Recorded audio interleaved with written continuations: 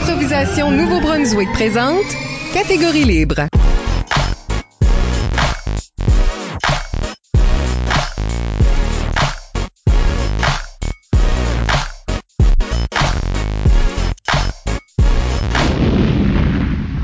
Bienvenue à Catégorie libre, l'émission qui vise à enregistrer des entretiens avec les improvisateurs et improvisatrices du Nouveau-Brunswick pour faire un survol de leur carrière et de leur démarche artistique, mais aussi débattre les grandes questions qui entourent le jeu de l'improvisation. Au microphone, Michel Albert, à mes côtés, ma co-animatrice Isabelle Gauguin. Allô? Catégorie libre est une production d'improvisation Nouveau-Brunswick que vous pouvez écouter version podcast sur iTunes, YouTube, Spotify.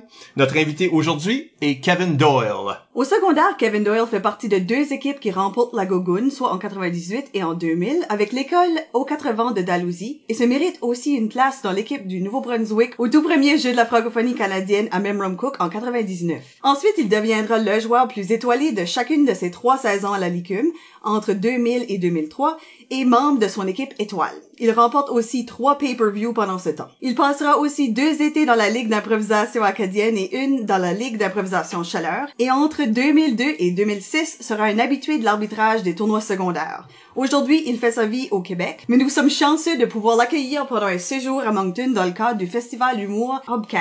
Kevin, bienvenue à l'émission. Ben, salut, là je peux y aller. Là tu peux y aller, là. Ça me stressait. Merci d'être ici. On parlera avec Kevin de sa carrière et de sa démarche artistique d'abord, et dans la deuxième moitié de l'émission, du nombre de joueurs. Ouh. Insolite. Avant d'aller beaucoup plus loin, n'oubliez pas d'utiliser le hashtag ou mot-clic Catégorie libre pour réagir à l'émission pendant que vous l'écoutez. Plusieurs d'entre vous ont déjà participé en nous suggérant des questions. Nous les utiliserons tout au long de l'émission. Kevin. Oui, Ça- comment ça va, Mike? T'as pas changé, toi? Non, ni toi. Non. Ben, perds des cheveux un peu. Hein. Ah, ça paraît pas beaucoup. J'ai plus ma belle crinière de... Il y a juste Isabelle qui en ajoute. Ouais, Oui, moi c'est j'ai ça. juste de plus en plus de cheveux. Ça me pas de bon sens. Mais c'est ça, on commence toujours, jamais? Ouais. Comment t'as commencé à jouer de l'impro? Moi, je jouais beaucoup de sport quand j'étais jeune. Je jouais au soccer principalement. Puis ma 8e année, bon, longue histoire courte, le programme de soccer masculin a été coupé à l'école. On était pas vraiment bons. Oh non. Puis le faute de budget puis le volet féminin était vraiment fort. On remportait les Jeux d'Acadie. Fait qu'ils ont décidé de se concentrer pendant quelques années sur le volet féminin. J'ai commencé à jouer au badminton, puis il y a beaucoup de stop and go sur le badminton, puis je sais pas qu'est-ce qui est arrivé, je me suis pincé un nerf dans le talon. C'est ça que le médecin m'a dit. Genre de médecin qui, tu sais, il veut pas vraiment faire d'efforts pour te guérir. Ouais, tu t'es snappé un nerf, puis tough. Fait que j'étais un peu comme pris au dépourvu, je pouvais plus jouer au soccer, puis à cette époque-là, je sais pas, moi, l'âge 13-14 ans, si t'arrêtes de jouer un sport pendant 2-3 mois, les gars, ils développent rapidement. Tu perds le beat. Fait que j'étais pogné là à l'école, mon pied à côté, sur la table de la cafétéria, puis Isabelle Cormier qui est passée. Elle me trouvait bien drôle. Elle dit une pratique d'impro. J'ai dit l'impro. Elle m'avait parlé de ça l'été d'avant. Je computais pas, je me rappelais vaguement. Je sais même pas si j'avais vu les soirées à Radio-Québec ou si c'était un reportage qui faisait référence. Mais ça me disait de quoi, fait que je suis allé. C'est comme ça que ça a commencé, ça, c'est septembre, disons, début octobre 96, puis c'est là que ça est parti. L'année d'avant, Dalhousie, je me rappelle, avait été en finale de la Gogun contre Edmundston. Les grosses années d'Edmundston, puis c'était une drôle de finale parce que la prolongation à la Gogun 96, c'était un 2-3. C'était pas un première impro sudden death, là, c'était un 2-3. Puis Dalhousie avait gagné la première impro, mais Edmundston d'arriver et gagné les deux autres. Il y avait comme un chip on her shoulder, un peu, ben pas moi, je m'en sacrais, là, je venais d'arriver. T'es nouveau, mais, là, ouais. Il y avait une drôle d'atmosphère cette année-là. Je dirais que l'impro, hein, oui, il y a une question de talent, mais il y a une question aussi de genre de chimie entre tout le monde. Toi, t'es rentré dans une équipe avec, comme tu sais, il y avait une pile de filles, là. Oui. Qui jouaient ensemble. Oui, les Spice Girls. Les Spice Girls, là, très consortées, là. Oui, il y avait Geneviève Maltais, il y avait Lise Laviolette, sa sœur Diane, il y avait Isabelle Cormier, puis Karine Pelletier. Fait que Puis, ça, c'était une unité, là. Toi, t'as rentré là-dedans. Vous étiez Ouais, une couple ben, de gars, là, qui ont rentré là, comme. Ouais, ben, il y a les boys aussi, il y avait Pierre-Guy Blanchard, puis ouais. Yann Abud. Moi, j'ai joué avec le fameux Yann Oh, Abud. wow, Ben oui, vraiment? j'ai touché Yann, j'ai genre, Mon ben là, Dieu. ça sonne bizarre, là, mais... Fait que eux aussi, c'était des bons chums. Fait que je suis arrivé dans quelque chose d'un peu compliqué à... Puis bon, n'importe qui me connaît, tu sais, je suis quelqu'un de timide, pas extroverti tant que ça. Ça finit par changer. Fait que ouais, je suis rentré dans cette patente-là, 96-97, première saison, un peu en dents de scie. Ça s'est amélioré là vers la fin de la saison. Après la Gogun, il y a eu un tournoi, puis ça c'est bien important que j'en parle parce que ça a comme changé peut-être ma destinée en impro. J'avais pas eu beaucoup de succès à l'échelle, là, les tournois, j'avais de la misère à me démarquer, puis ça allait bien à l'école, mais bon, bref, je m'étais dit, je vais finir mon année, puis je vais me réessayer là, dans le soccer cet été. Puis il y a eu le Trip 97 à Shippagan, qui a été organisé par Frédéric Mallet. Et ce tournoi-là ça m'a permis premièrement de vivre un tournoi d'impro. Il y avait pas vraiment de compétition. Ouais, c'est un amical. Vraiment, Edmondson n'était pas là, ça enlevait un peu de compétition. Il était intense, eux autres, mais... Puis Bathurst était pas là, il y avait juste 5 équipes, puis c'était vraiment un genre de... Frédéric l'avait vraiment poussé pour que ça soit comme des all-nighters, puis c'est social, là, puis amical. Oui, puis ça faisait penser à beaucoup de l'impro. Maintenant, j'en vois pas beaucoup, mais je sais que, tranquillement pas vite, vous me corrigez si je me trompe, vous retirez un peu les scores, là. C'est plus, il y a plus le... On monte plus le... Ah oui, c'est ça, non, ouais. c'est pas Je pense affiché. Le Trip, à un moment donné, les officiels flippaient même pas, c'était vraiment à la bonne franquette, puis... Fait que ça a été de vraiment avoir cette opportunité-là de vivre un tournoi d'impro où tout le monde est en symbiose pour avoir du fun. Puis ça m'a permis de jouer ma première impro que je me suis démarqué au niveau provincial. Je vous la raconte rapidement. Oui. Puis ça, c'est chapeau à Frédéric Mallet qui était le joueur de l'époque, là, puis son coach Robert Gauvin. Ils ont été vraiment astucieux parce que le titre de l'impro, c'est « J'embarque pas souvent ». OK. Fait que là, les 5 autres de mon équipe, ils se tournent, tu sais, j'étais gêné, puis j'embarquais, j'avais joué peut-être 7 impros dans toute mon année. Je m'ai fait huer 2 fois. Je m'ai fait huer. Oh non! Oui. Mon Dieu, Si pourquoi? je sais pas, on en parlera plus tard. Je veux plus m'en rappeler, guys. C'est ok, personne va s'en rappeler si tu vas mourir avec ce secret. Fait que j'embarque pas souvent, ils se tournent vers moi, puis là, je les regarde, je dis, ça me tente pas, mais ils disent, oui, mais embarque pas souvent, c'est toi, ça, en tout cas, on s'ostine pendant 15 secondes, il reste 5 secondes au caucus. Là, je décide d'embarquer, puis chevauchant la bande, mais je remarque que l'autre bord, c'est Fred. C'est tout le contraire de j'embarque pas souvent. C'est j'embarque tout le temps, lui. Mais c'est ça, j'ai trouvé ça astucieux de Robert puis lui. Ils se sont dit, c'est sûr que eux vont avoir le réflexe d'envoyer peut-être, possiblement, quelqu'un qui joue pas souvent. Fait qu'il faut faire un contraste. Fait que j'ai embarqué. Fred a été d'une générosité. Je me rappelle pas c'est qui a gagné cette impro-là. On s'en fout. Mais j'ai embarqué puis j'ai lâché, j'ai été vraiment comme je sais pas si tu te fies à ton instinct, qu'est-ce qui m'a passé par la tête, j'ai commencé l'impro en disant là j'ai hâte que ça finisse ça, juste de quoi de même, tu sais, mais le monde a serré puis t'as Fred embarqué là-dedans puis il a pas essayé de me détruire, il a fait un peu tu m'avais montré cette impro là, Belgique, Québec, Robert Gravel puis la petite Belge qui punch puis Bob Gravel il a fait fait que Fred avait fait ça avec moi un peu. C'est une super belle impro puis ça a fait que j'ai voulu tu sais, mes coéquipiers, wow, bravo Kev, puis ça m'a donné ça m'a donné la push là pour faire les 3 ans qui me restent au secondaire. Fait que merci beaucoup à Fred. Okay.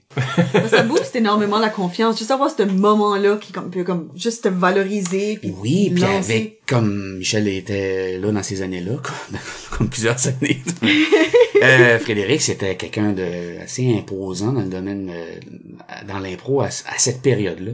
Ils ont gagné la Gougoune, Shippagan, puis dans un temps, vraiment, ils ont brisé la streak à Edmundston qu'il avait gagné 7 ans d'affilée. Ben, non seulement ils ont brisé la streak d'Edmundston, mais on s'attendait même pas que ça soit Shippagan qui se batte pour le titre. On s'attendait à soit Dalhousie, on s'attendait à peut-être Bathurst, à la limite Campbellton qui commençait à être potable à l'époque aussi, mais pas Shippagan. Puis Fred a ramassé cette équipe-là avec l'aide de Robert, puis avec l'aide de Louis-Paul Savoie, puis cette belle gang-là. Puis ils ont remporté, c'était même pas proche. Je sais pas, ils ont été comme bénis par les dieux de l'impro, puis fait que de jouer cette impro-là avec Fred Mallet, il était déjà de niveau universitaire. Il y avait dans ma tête à moi, il avait dépassé les Puce Carrier puis les Mousse Lajoie. Il jouait des contemporains, des contemporains, même âge. Puis c'est rien contre eux autres. Là, il dirait la même chose s'il était assis là avec moi. Fait que tu sais, c'était comme tu l'as dit, un boost. C'est le crime. Je sais pas comment formuler ça, mais je me suis rendu au bout. J'ai fait un impro de 3 minutes avec, j'ai pas eu l'air fou, fait que ça m'a donné envie, justement, de poursuivre ça. Ensuite, en 98, on a gagné à Gougoune. C'est un beau moment aussi. Tu vois, je vous ai dit que la première année, il manquait de cohésion. Dans tout ça, beaucoup de talent, mais il manquait de cohésion. Tout le contraire, en 97-98. On était soudés, on était ensemble. Il y avait des petites guéguerres d'ego, mais on est des joueurs d'impro. Je la salue d'ailleurs, mais Isabelle Cormier, des fois, pouvait être accaparante un peu. Elle voulait avoir ses 5 impros par match, elle les avait pas, bon. Mais elle était super fine. Puis on n'avait pas de gros guns, on était juste une belle unité. Puis Karine Pelletier était notre capitaine. Quelle joueuse, Karine, aussi, tu sais, c'est pas quelqu'un qu'on entend souvent que les gens la nomment, mais elle était solide, elle faisait des catégories, Karine, elle faisait chanter, rimer, elle pouvait mimer, elle était...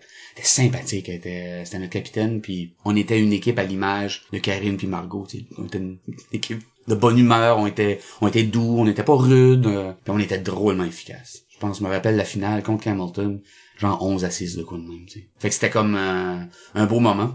Je suis compétitif, c'est sûr que c'est aussi parce qu'on a gagné, ça teinte le souvenir un peu, mais je pense pas que je suis quelqu'un de compétitif de la mauvaise manière. Puis on était juste vraiment sharp, on était rodés. Fait que ça a été ça.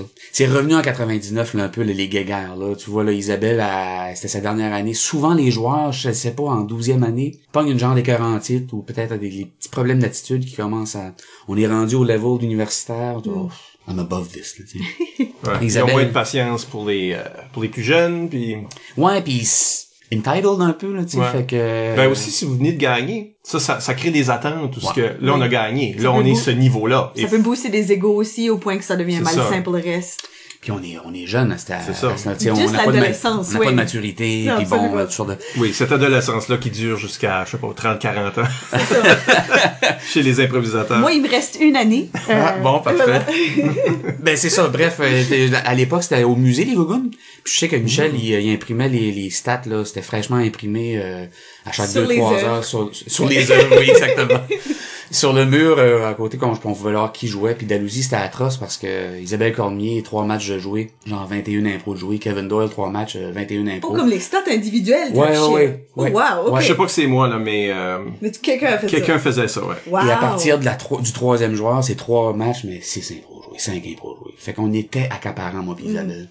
Fait que ça a créé de quoi de bizarre. Fait qu'on s'est rendu en demi-finale, on a perdu contre Edmundston, mais Hamilton avait une grosse équipe cette année-là, puis tu sais, je pense pas qu'on aurait Christian était au top de sa game du secondaire. Puis c'est là que moi j'ai été choisi pour aller en fait l'équipe, t'en as parlé tantôt en intro, l'équipe du Nouveau-Brunswick des Jeux de la francophonie. Oui. C'est Mathieu Chouinard qui avait été choisi. Donnons un contexte un peu parce que aujourd'hui, les jeunes qui écoutent ce site et qui sont choisis, ils sont pas choisis pour aller. Ils gagnent le tournoi de qualification.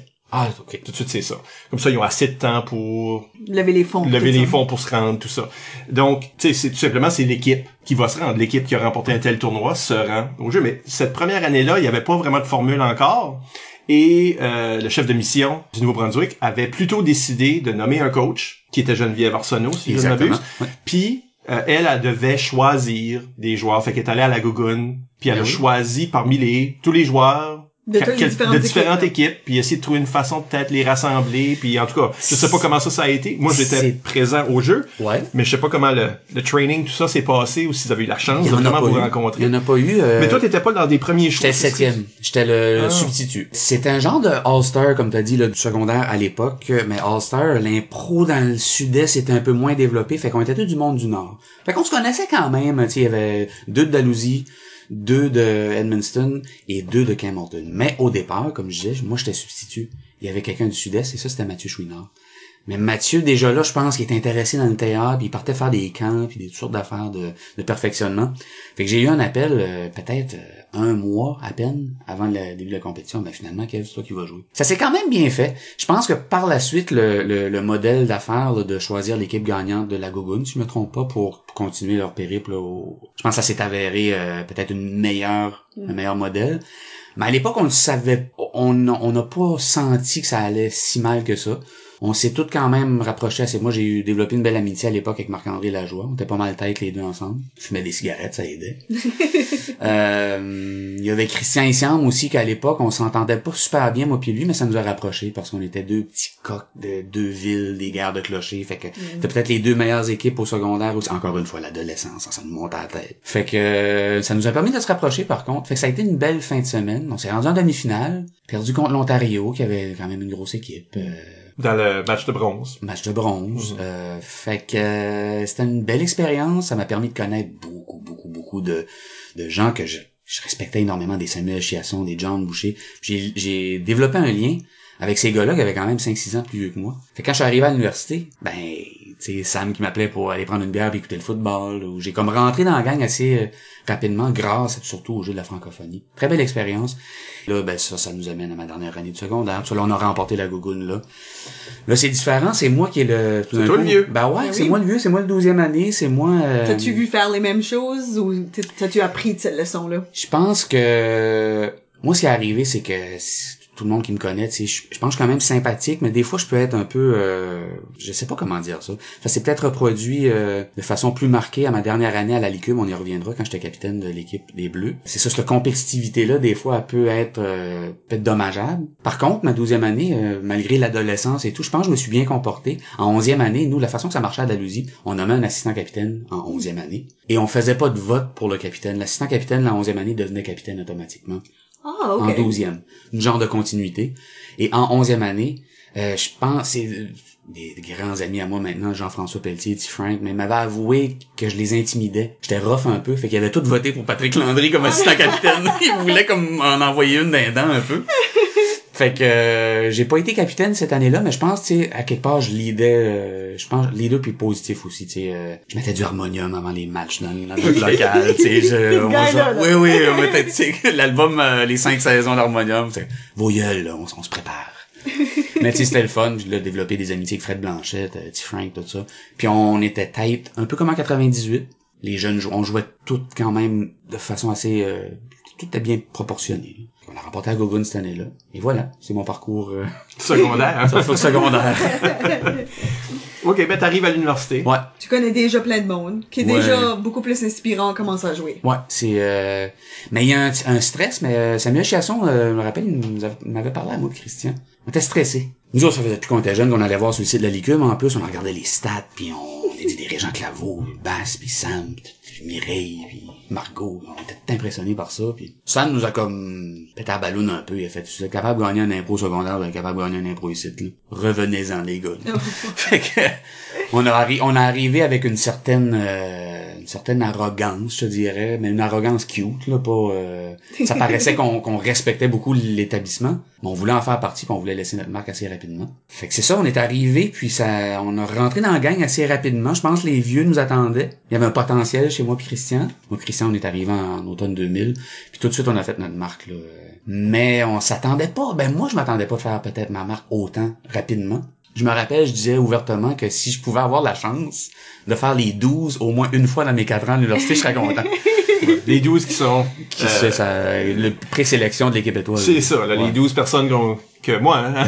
Ouais. Alors, moi, hein. Mais ça a été d'autres entraîneurs aussi après. Je choisissais une douzaine de personnes. Il y en a 8 là-dedans qui allaient faire l'équipe, dont 2 qui allaient devenir substituts, mais tout était tout de suite dans la machine. Ouais, c'est ça, ben tu sais, c'est parce que dans le temps, puis bon, dans le temps, on a tout le temps le réflexe de dans le temps, c'était donc même beau. Mais je pense que j'ai été chanceux parce que, puis j'y suis pour rien, la seule raison pourquoi j'ai eu la chance d'être dans cette génération-là, que j'ai trouvé quand même très... je parle pas de talent, là, je pense que la Licume, il y avait un tu sais, après les années de Robert Gauvin, Luc Leblanc, je pense que c'était très axé sur le tournoi national dans ce temps-là. La Ligue en souffrait un peu, aussitôt que la QI était passée, on le sentait que on sentait que c'était fini, tu sais. Michel, je pense, t'as pris ça en main dans le milieu des années 90, puis la deuxième génération des Sam Chiasson, des John Boucher, des Mireille Blanchard, qui ont commencé aussi à venir dans les tournois secondaires, mais de façon très ponctuelle. Ça a bâti quelque chose qui fait que la Licume de ces années-là, ça arrivait à un point culminant. Il y avait beaucoup de joueurs, il y avait à peu près 28 joueurs dans la ligue, 4 équipes de 7, et du haut calibre, il y avait beaucoup de public, il y avait... Donc pour moi, dans ma tête, sur 28 joueurs, de pouvoir faire les 12 meilleurs, je me disais, mon Dieu. Puis les 8 meilleurs, puis les 6 meilleurs. Oui, ben éventuellement, c'est ça qui est arrivé. J'ai fait l'équipe étoile ma première année, ça a été une très belle expérience. C'était Luc Leblanc, le coach, qui m'a choisi. Finalement, Luc s'est désisté, puis Yves Doucette est arrivé. Puis on est allé à Sherbrooke. Quoi? Moi, j'avais été l'année d'avant, là, j'avais embarqué dans l'autobus pour aller voir la QI from Hell là, à Laval. En 2000. En 2000. Puis j'avais vu les grandes légendes de Laval, de l'UQAM. J'avais eu la chance de voir Frédéric Barbouchi. Moi, je savais c'était qui. Quand t'es arrivé à Sherbrooke, tellement d'histoires à propos de ce Frédéric Barbouchi-là. Christian, il savait que j'avais été là l'année de pas. C'est qui? Il dit, c'est qui Barbouchi? J'ai dit, c'est lui là-bas. Il dit, il est donc même petit. Christian, il a dit ça. Il dit, il est donc même petit. Ben, j'ai si tu comptes, Christian, t'es 5 pieds 2, même, comme, ça a pas rapport, là. Il est bon, il est tête, il est bon. Fait que, ça a été notre baptême, tu sais, la QI Sherbrooke, c'était cool, c'est un petit bar, t'avais le théâtre, le gros théâtre, mais nous, on a joué beaucoup dans le petit bar. C'était, le plafond était à peu près, on s'est tous tapé à la tête à un moment donné à la présentation des joueurs, là, tu sais, les pipes qui, et ça, c'était un beau tournoi. Mon premier match, première étoile, premier match de, Oh, mon Dieu. On jouait contre une équipe assez ordinaire, je pense qu'on jouait contre Polytechnique. J'ai senti les autres joueurs, c'est la seule fois de ma vie, c'est bizarre, c'est la seule fois de ma vie que j'ai vu Christian, pas de choqué, mais il était comme, il était narfé un peu. Comme un blocage, là. C'est ça. Puis Bass avait une économie d'énergie parce on va l'apprendre plus tard dans cette fin de semaine-là. Il a carrément battu UQAM à lui tout seul. Fait qu'il se préparait pour ça. Je pense Polytechnique s'en sacrait un peu. Fait que moi, j'en ai profité dans ce match-là pour commencer ma carrière de QI sur le bon pied. J'ai fait, les boys se ménagent un peu. Puis moi, j'étais le joueur pivot. On avait comme substitut Phil Saint-Onge. Puis notre deuxième match, c'était contre Edmundston. Fait que vu que c'était Edmundston, j'ai pensé, je vais laisser ma place à Phil pour le match contre son alma mater. Fait que je m'ai vraiment donné dans ce match-là. Mes parents étaient là, puis j'ai gagné la première étoile. Puis là, le match contre Edmundston commence, je viens m'asseoir à côté de mon père. Je dis, qu'est-ce que tu fais là? Je dis, je suis benché. Tu viens de gagner la première étoile. C'est quoi ça? Là, j'y explique. Ah, il dit, ok, je comprends. C'est comme bon. Fait que c'est ça, première année à l'UQAM, vraiment intéressante, remplie de hauts et de quelques bas, j'imagine. Mais les bas, moi, ça a tout le temps été en dehors de l'impro, ça a tout le temps été peut-être plus dans ma gestion de tout ce qui touchait pas l'impro, justement, tu sais, l'université, l'aller à mes cours, puis ça, j'étais pas tout le temps ponctuel, puis j'étais un gars qui avait le party facile aussi, fait que ça, je pense qu'éventuellement dans ma carrière, on pourra en parler aussi, ça a peut-être nuit à certains égards à comment que les gens ont fini par me percevoir éventuellement. Mais on n'est pas encore rendu là, fait qu'on est dans ma première année, c'est encore cute que je suis un peu sur la brosse, puis Mais parlons un peu du feeling. Oui. Parce que il y a plusieurs personnes qui ont envoyé des questions qui y touchent, on dirait. Oui. Mais c'est l'affaire où t'étais terriblement sympathique au public. Oui. Tu sais, comme les experts d'impro ont peut-être bien moins de patience, là, avec ton jeu dans l'histoire, là. Tu sais, comme, moi, j'étais très demandant. Oui. Comme arbitre. Mais tu sais, t'étais tout de suite un crowd favorite. T'as gagné plus étoilé chaque saison. Mais ça, c'est une marque de l'arbitre ou la personne qui choisit les étoiles. Ça veut dire que t'as eu beaucoup de premières étoiles, là, dans cette saison-là, là. Tu sais, donc t'es comme le joueur, l'énergie, le quelque chose que le monde trouve le fun. Chicks Arsenault, là, t'as ton ancienne entraîneur de jeu de Geneviève Arsenault, demande ton arme secrète en impro. C'est quoi? Avant de répondre à Chicks, puis ça va me donner la chance de penser à ma réponse, mais je me rappelle, le meilleur compliment que j'ai eu, c'est Christian Essam m'avait dit ça au début de notre première année d'université. Il dit, on va me comparer à Sam, on va me comparer à Luc Leblanc. Mais il dit, toi, j'arrive pas à te cerner, j'arrive pas à te cataloguer à quelque part. Ça, j'avais pris ça comme un gros compliment. Il dit, t'es unique, tu joues ta game. Fait que c'était ça, tu sais, mon arme secrète, je pense qu'on me voyait pas venir, j'étais très back puncher. Et c'est drôle que c'est Geneviève qui pose cette question-là. Parce que mon premier pay-per-view, j'ai eu beaucoup de succès dans ces événements-là, mais le premier, je m'ai fait sortir en première ronde. Et c'était contre Geneviève. Et Geneviève, je sais pas, ça demande la question parce qu'elle sait c'était quoi ma force, puis elle l'a complètement maîtrisé pendant cet affrontement-là. Okay. Puis elle l'avait dit open à tout le monde, elle était tellement arrogante, puis sûre qu'elle allait me battre, elle le disait à tout le monde. Elle dit, moi je sais comment battre là, j'ai pas de trouble. Puis elle disait c'était quoi? Elle dit, je commence pas l'impro tant qu'il fait pas, parce que moi je proposais jamais rien. J'embarquais puis je réagissais. Un peu, je dirais, peut-être à la Pascal Gervais un peu, là. Je me plantais dans mon coin puis j'attendais. C'est réactif à back puncher, right? Sauf sans qu'il y ait rien, il y a rien, là. Fait que là, Geneviève a décidé de jouer une game de check-in avec moi. On a embarqué dans l'impro, puis je savais qu'elle allait faire ça, mais moi j'étais têtu. Hey, c'est des impros. En plus, ça s'inventait, fait que tu savais. Oui, je le savais. Ouais, je savais exactement qu'elle allait faire ça, là. Ouais. J'embarque.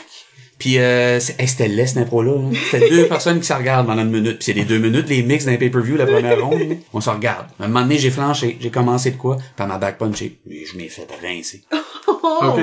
C'est vraiment chicken. Elle t'a forcé oui. à... Elle faisait... Si t'es le premier, bam, elle allait la back puncher. C'est toi qui propose. Moi, j'ai dit, elle a rien... Puis en plus, elle back punchait sur le fait qu'on faisait rien les deux. Elle faisait, tu sais, les faces à la chick, elle regardait le monde, elle a pogné le monde tout de suite. Fait que c'était ça mon arme secrète un peu, c'était d'arriver un peu par en dessous. À l'époque, c'était physique aussi, mon affaire. J'ai évolué un joueur plus verbomoteur, éventuellement. Mais au départ, c'était très physique. J'étais très brayon dans mon approche du jeu, tu sais, j'étais très au secondaire un peu à la Boom Boom Morneau, très loud, c'est des personnages gros comme très cartoonesque. La façon que tu dis de quoi plutôt que qu'est-ce que t'as vraiment dit. Exactement, c'est ça. Là, ben ça c'est Rage. Exact. Oui, c'est un peu dans cette école-là que j'avais là, tu sais, puis du jeu gros, puis je dirais du jeu physique à la base qui est très pointilleux, précis. Moi, c'était le jeu physique plus cartoonesque un peu là, tu sais, quasiment bande dessinée là. Puis tranquillement, pas vite, puis là, on avance dans la deuxième année là, j'ai Michel Albert qui est mon assistant capitaine, on a joué ensemble. Oui, c'est vrai.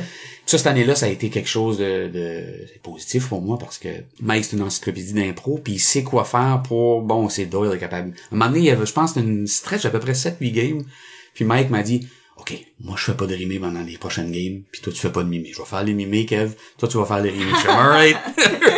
Et puis j'ai joué cette année-là, puis j'ai joué, je sais pas si ça existe encore, le site des les statistiques de ces années-là. Oui. J'ai joué comme 100. J'ai les ai sur mon espace personnel. Ok. J'ai des sauvegardés. Ouais, ils sont vraiment, J'ai le vieux vraiment site, là. du temps. Le vieux site qui ressemble à du GeoCities, là. Oui, c'est ça, le petit bouncing Oui. clown, là, qui Il est sur mon espace personnel. Fait que j'avais joué comme 120 impros cette année-là, puis Mike m'avait beaucoup poussé un peu une saison il y avait la fameuse saison à Reg Claveau, là, où il y avait un apport incroyable. Ah ouais, avec, ça a pas de sens, ça. il jouait toutes les catégories, mais tu m'avais forcé un peu à faire ça, parce que j'étais un peu unidimensionnel. Puis j'avais exprimé ce désir-là à Mike, puis Mike m'avait coach. Mike, c'était mon coach cette année-là. On avait développé une belle chimie. Mike était plus intellectuel, moi le puncher, tu sais, c'est un beau duo. Puis on avait une belle équipe cette année-là, c'était vraiment plaisant. Puis la fameuse Q Edmundston aussi cette année-là, qui avait été un succès sur toute la ligne. Ça s'est terminé en prolongation, on l'a perdu. C'est pas grave, avec le recul. Sur le moment, t'es comme, t'es si proche. Mais, avec le recul, je n'ai que de bons souvenirs de ce fin de semaine-là, tu sais, puis fait que ça, c'était la deuxième année, ouais. Puis là, il restait une autre année. Ouais. Dans cette ligue-là. Mais pendant ce temps-là, genre. Non, on n'est pas encore en train de. Oui, on fonde la LIA comme. Oui, c'est Cet le deuxième été-là, but. En hein. parallèle, là, hein. Comment un petit peu. Ouais, c'est comme la QI Edmundston. Puis cet été-là. Oui, c'est l'été avant ma dernière saison à la Ligue. Là, on parle de la LIA, puis t'as joué dans l'IA aussi plusieurs années. Ouais, ça c'était spécial, cette ligue-là, parce que là, les anciens se mettent à jouer, puis là, c'était finalement, ça faisait 2 ans qu'on cassait les oreilles à Michel. Moi puis Christian, on voulait jouer dans la même équipe. Il voulait pas, parce qu'avec raison, là, c'est parce qu'à un moment donné, Faut mettre les deux plus populaires dans la même équipe. Ouais, Faut puis peut-être balancer, les quatre autres n'auraient souffert aussi un peu, parce qu'on avait une chimie, mais bon, on était obsédés, nous, avec les duos, moi pis Christian, tu sais, des Reg pis des Sam, Robert et Luc, qui avaient non, mais nous, on n'en avait pas. On était très compétitifs un envers l'autre, pis on voulait développer ça.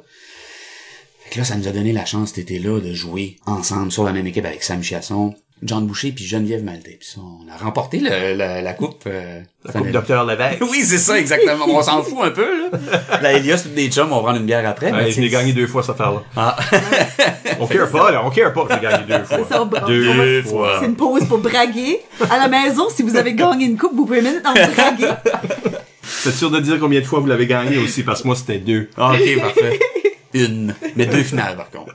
Une fois, j'étais dans le public pendant que c'était enregistré pour la télévision. Oh, bravo, félicitations. bravo. On te voit-tu? Tu vois le dos de ma tête. Tu fais comment? Voilà. Regarde, c'est moi. C'est plate, ça, que je crois qu'il y a eu 2 saisons d'enregistrer à la télévision, puis je trouve que c'est les 2 moins bonnes. Je trouve la première saison, la première et la troisième saison, c'était les 2 meilleures saisons. L'énervement de la premièrement, il y avait comme un engouement. La deuxième saison qui a passé à la télé, c'était correct. Mais ils l'ont coupé en petits morceaux, là. Ils ont Ouais. essayé de la... Il y a ça. Puis Elle était fitée dans...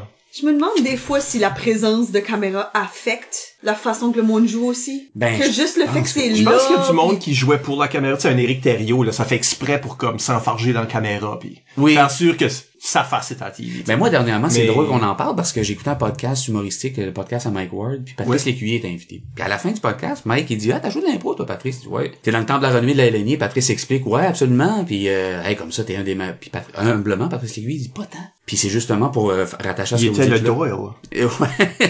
Mais il dit pas tant, il dit, moi, j'ai joué, ça marchait plus ou moins.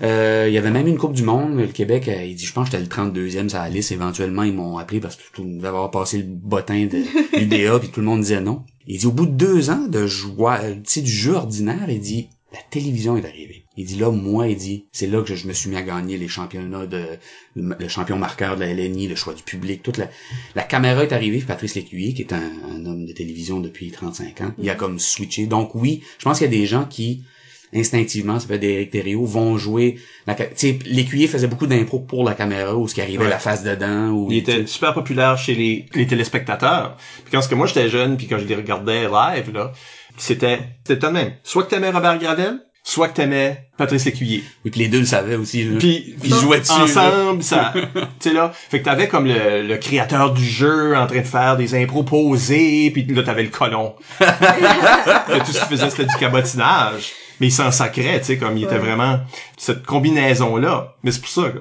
il était le Doyle. Oui, c'est ça. C'était un peu le Tu Doyle. devrais dire ça, tout le monde, à tout le monde. C'est toi le Patrice Lécuyer de la Acadie. Oui, c'est ça, exactement.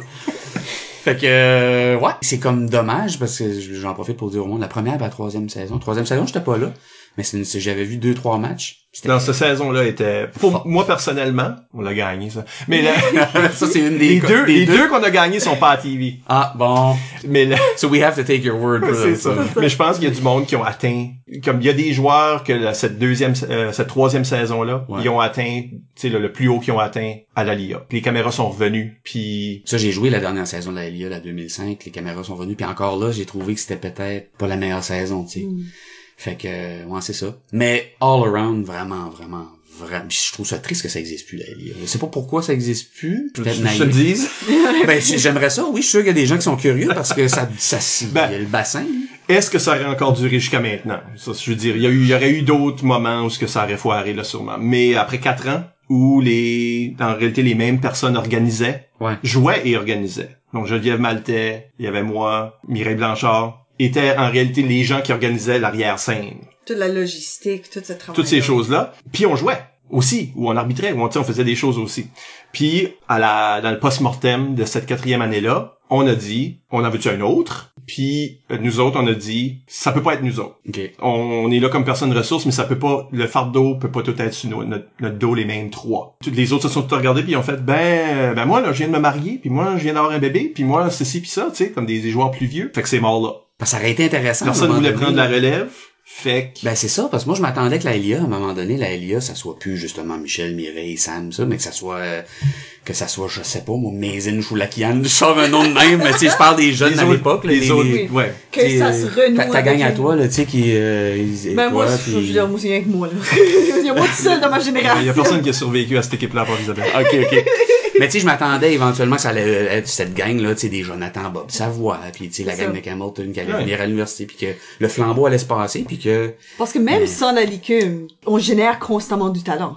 On n'arrête pas de produire des nouveaux bons joueurs, là. Exactement. Tu crois qu'ils pourraient Puis c'était tellement... Ce qui était spécial à LIA, c'est qu'à un moment donné, quand tu joues au secondaire puis à l'universitaire, t'es dans un certain prime, je dirais, oui, mais intellectuellement, t'es pas arrivé à maturité encore. Ce qui est intéressant, la LIA, c'était des gens qui frôlaient la trentaine un peu, puis que c'était intéressant, là, tu sais, quelques matchs, là, pour comme enlever la rouille, mais là, tu voyais toute l'expérience, le vécu de ces personnes-là. C'était vraiment beau à voir jouer. T'enlevais la compétition un peu de ça, fait que tout le monde était un peu plus relax. Bon, il y avait, encore une fois, des gros égos, des fois, qui... Puis le stress était de performer. Parce Ouais, que c'est ça. C'était pas C'était gagné, payant, là. tu sais. C'était payant. C'était C'était 8 payant, piastres rentrer là. Puis fait on que- se mettait ce poids-là sur les épaules. Puis je pense que c'est peut-être ça qui aurait tué la LIA éventuellement. Les autres ligues civiles qui existent dans la province se donnent pas cette mission-là. Mhm. C'est là, the best of the best. Avant que tu puisses faire la LIA, là, faut qu'on t'ait vu dans des équipes étoiles universitaires, puis il faut que t'aies fait tes preuves. Ils ont beaucoup plus de plus jeunes joueurs. C'est un mix. OK. T'as des gros joueurs, puis t'as aussi des joueurs qui sont néophytes, là, qui commencent juste. Mhm.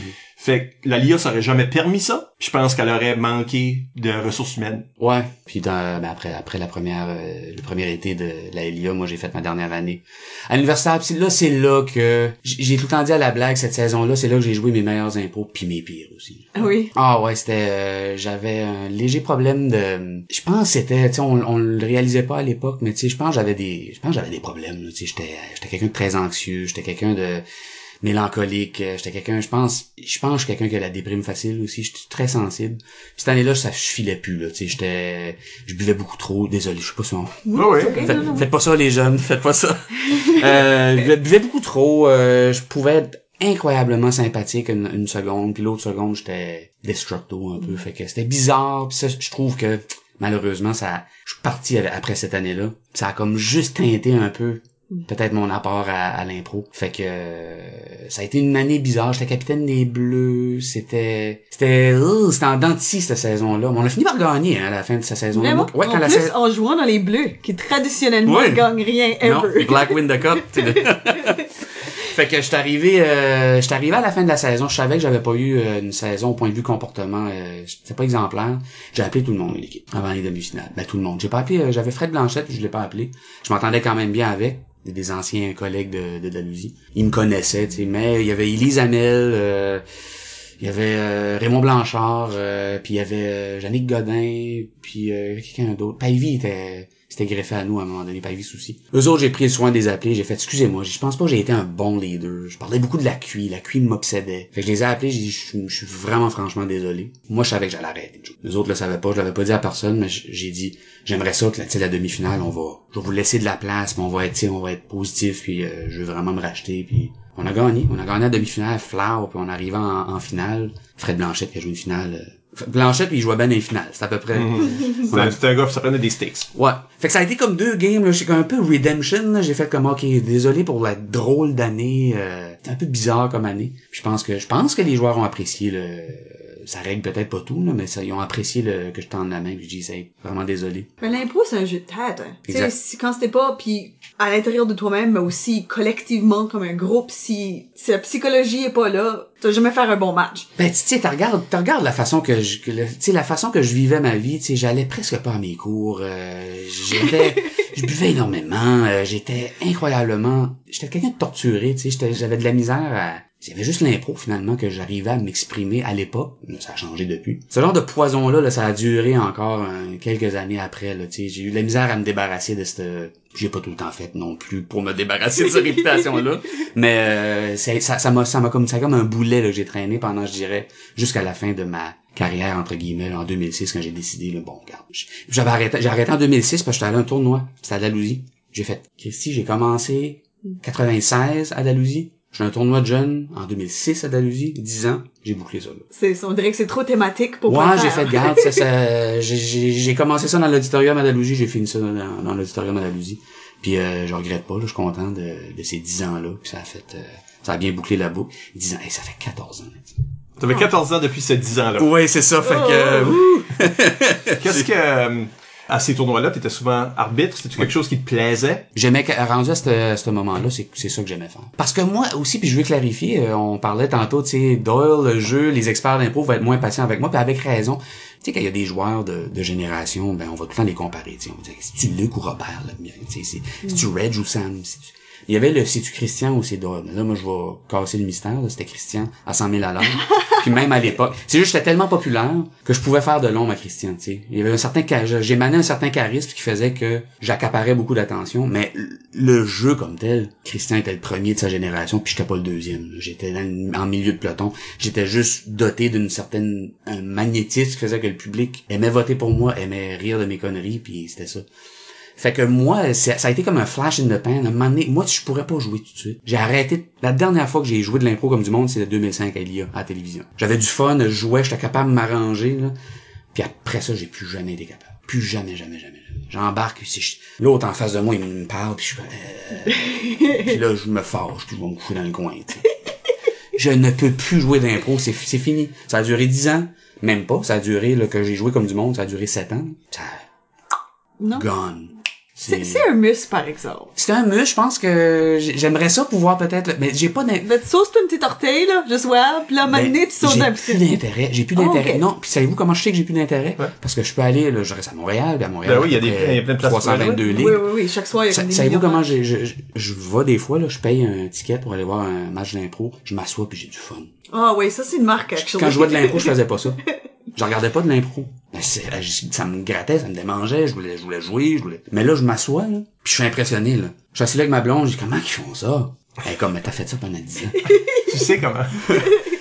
Moi, ça fait plus, c'est tellement loin, ça fait 14 ans de ça que j'ai décidé d'arrêter, puis 14 ans, ça fait 17 ans que j'ai pas bien joué aussi, parce que là, les tournois secondaires, j'étais arbitre, je faisais les All-Star Games, mais j'étais pourri. Je m'en sauvais à cause de comme je disais là, cette énergie-là que j'avais, que le monde aimait, mais j'étais pourri. Tandis qu'un gars comme Christian, il peut encore jouer. Parce que lui, il est solide. C'est le prototype, pour moi, Christian Ensemble, du joueur d'impro parfait. Il écoute. Pas beaucoup de monde qui les réalise, mais Christian écoute énormément dans l'impro. Il est généreux, c'est juste il est vite. Oui. Pour lui, 0.5 secondes, c'est beaucoup. Si tu fais rien avec, mais il va continuer. Fait que le monde, il est même pas généreux. Mais lui, dans sa tête, il est généreux. Fait que faut pas le blâmer. Il t'a ouvert la porte. C'est comme Luc Leblanc, tu sais. Luc, lui, il t'ouvre la porte, mais t'as qui quand bon, le monde ne voit pas, il entend juste... Il t'ouvre la porte, il traverse, puis il rentre dans la porte, puis il ouvre. Oui. Mais tu sais, capable de tout faire, tu sais, dédié à son art, tu sais, justement parce que j'ai écouté le podcast à Christian, puis il me l'a remis dans la face un peu. Je décrochais beaucoup, faisais un peu partie du personnage. Réponds à ça. Oui, non, il a raison. Mais il était pas obligé d'en parler pendant 20 minutes. Hein, mais non, il avait raison. Il t'a ouvert une porte, là. C'est pour ça que j'ai tout le temps admiré Christian, parce que Christian, il y a 4 personnes dans la salle, Christian, il en a 400, il joue. Puis moi, j'ai beaucoup plus, je pense, le côté humoriste dans moi. Christian, c'est plus un comédien. Une intégrité quand il joue. Moi, ça allait pas ma façon, je décrochais. des fois le punch bien envoyé, ça fait rire le monde, mais tout le monde dans l'arène est comme là faut essayer de retomber dans cette impro là. Merci beaucoup Doyle comme Tu nous as Patrice fait Lécuyer, dérailler, le Patrice là. Lécuyer, là, tu sais, le fatigant, le colon, il arrive, on fait dérailler. Mais c'est bizarre aussi parce que l'année que j'ai joué avec Michel, j'ai prouvé, je pense à tout le monde, puis même à Michel, que je pouvais jouer de l'impro selon les codes aussi. Ben vraiment. Veux-tu bien jouer? Joue dans mon équipe. Ouais, c'est ça. Ben, c'est ça. Non, attends, c'est vrai. attends, Ça, je dirais ça à n'importe qui. Combien de fois t'as gagné? 2? Non, on va pas gagner. Tu vas mieux jouer. Ok. Parce qu'on n'est pas là pour gagner. On est là pour que tu joues Non, comme je il voulais faut. juste que tu plugues le 2 fois que t'as gagné le trophée, là. À la LIA. Mais c'est juste, je pensais que tu l'as dire, nous. Oh non, moi je gagne. Jamais. Jamais. Parce qu'au-delà de cette façon-là que j'avais de jouer, mais je me rappelle, moi puis Michel, on a une belle amitié par contre. On allait tout le temps au Navigateuse, on parlait d'impro. J'étais quand même pas un disciple, mais j'aimais la discipline, j'aimais en parler. Mais c'est pour ça, puis j'écoute le podcast des fois. Puis tu sais, le monde décolle sur des philosophies d'impro, mais il y en a pas de philosophie d'impro. Moi, ma philosophie, c'était que je pouvais bien dire ce que je voulais autour d'une bière avec Mike ou avec John ou avec Christian, mais quand ça arrivait que ça siffle, puis le thème, puis la durée, puis le nombre de joueurs, je plug ça. Ça s'en vient. T'embarques, pis c'est toi. T'as beau avoir la philosophie que tu veux, mais t'embarques dans l'arène, t'es vulnérable. C'est vraiment, c'est ta couleur qui embarque, puis c'est, à mon humble avis, tu peux pas faire grand chose. À moins de, tu sais, j'imagine que vous autres, vous baignez encore dedans. Tu sais, les gens qui arrêtent pas de jouer, à un moment donné, ils maîtrisent un peu plus leurs émotions, puis ils maîtrisent un peu plus la patente, mais moi, j'ai jamais atteint ce niveau de confort-là, puis j'avais des souhaits, je voulais jouer d'une certaine manière, mais aussitôt qu'elle sifflait, Oui. les mauvaises habitudes reviennent, réflexes. t'es sur des C'est des réflexes. instincts, C'est c'est ça. ça. Tu sais, la générosité, mais il y a l'écoute aussi. Tu sais, Absolument. l'écoute. Moi, c'est ça. Moi, ça a été ça peut-être, je reviens à la question à Chicks. Un autre arme que j'avais. Il y a beaucoup de défauts, mais j'écoutais. Je savais qu'est-ce qui se passait. J'écoutais trop des fois. Ça me fâchait quand quelqu'un traversait une table ou, bon. Oui. Mais C'est ça tes décrochages, dans le fond. Ouais, ben, c'est des coups, quelqu'un qui a pas compris le cocus puis il vient là, t'es frustré dans là, l'arène, je suis frustré ouais. puis ça paraît. Là, je lâche. Mais je pense que peut-être c'est pour ça que comme adulte, à cette heure, à ton âge, je pense que si tu retournerais au jeu, je pense que tu pars pas à zéro, là, tu sais. Parce Absolument. que tu as tout ce bagage-là, cette philosophie-là, même ta connaissance de soi-là, je pense que t'embarques dans l'arène une complètement différente personne quand t'es un adulte. Puis même si t'as pris un break, Ouais. je pense que t'as jamais arrêté d'être un improvisateur en quelque part à l'intérieur de toi. Puis je renchirais sur le fait aussi que je pense que si tout d'un coup je me retrouvais dans une ligue, que ça soit à Montréal ou disons que je déménageais à Moncton puis que je me lançais, je peux vous garantir que je me développerais une autre genre de carrière. Tu sais, je me verrais plus comme un, je sais pas c'est quoi le terme, un gun.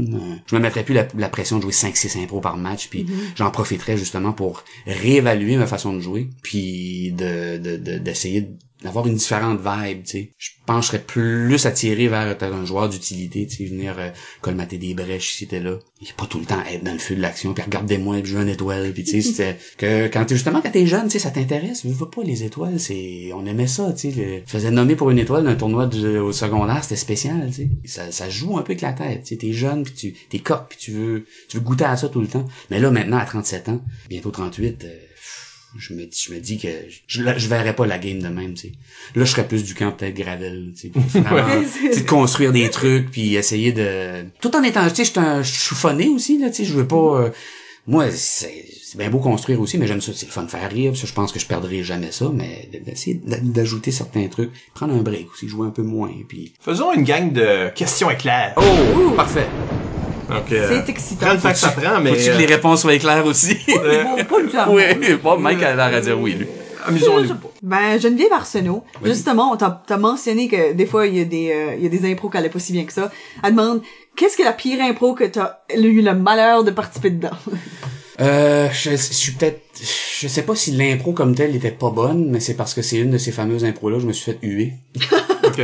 À te forcer à raconter, finalement. J'étais en 9e année, c'était ma première gogoune, comme je vous dis, ça allait bien à l'école, mais quand j'arrivais dans les tournois, je gelais, puis j'avais déjà mon caractère un peu bouillant. J'embarque dans une impro, c'est une mix, on joue contre Granceau. C'est Pierre Blanchard qui embarque, il starte ça avec l'autre de Granceau, puis Granceau avait pas une grande équipe, fait que là, Pierre est en train de runner ça, puis il m'avait sélectionné dans le caucus pour être le 3e joueur.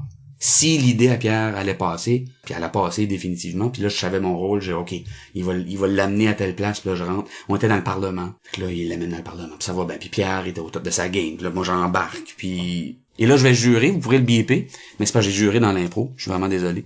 Mais on embarque, ça va bien. C'est la première fois de ma vie que j'ai des rires aux provinces, en tout cas.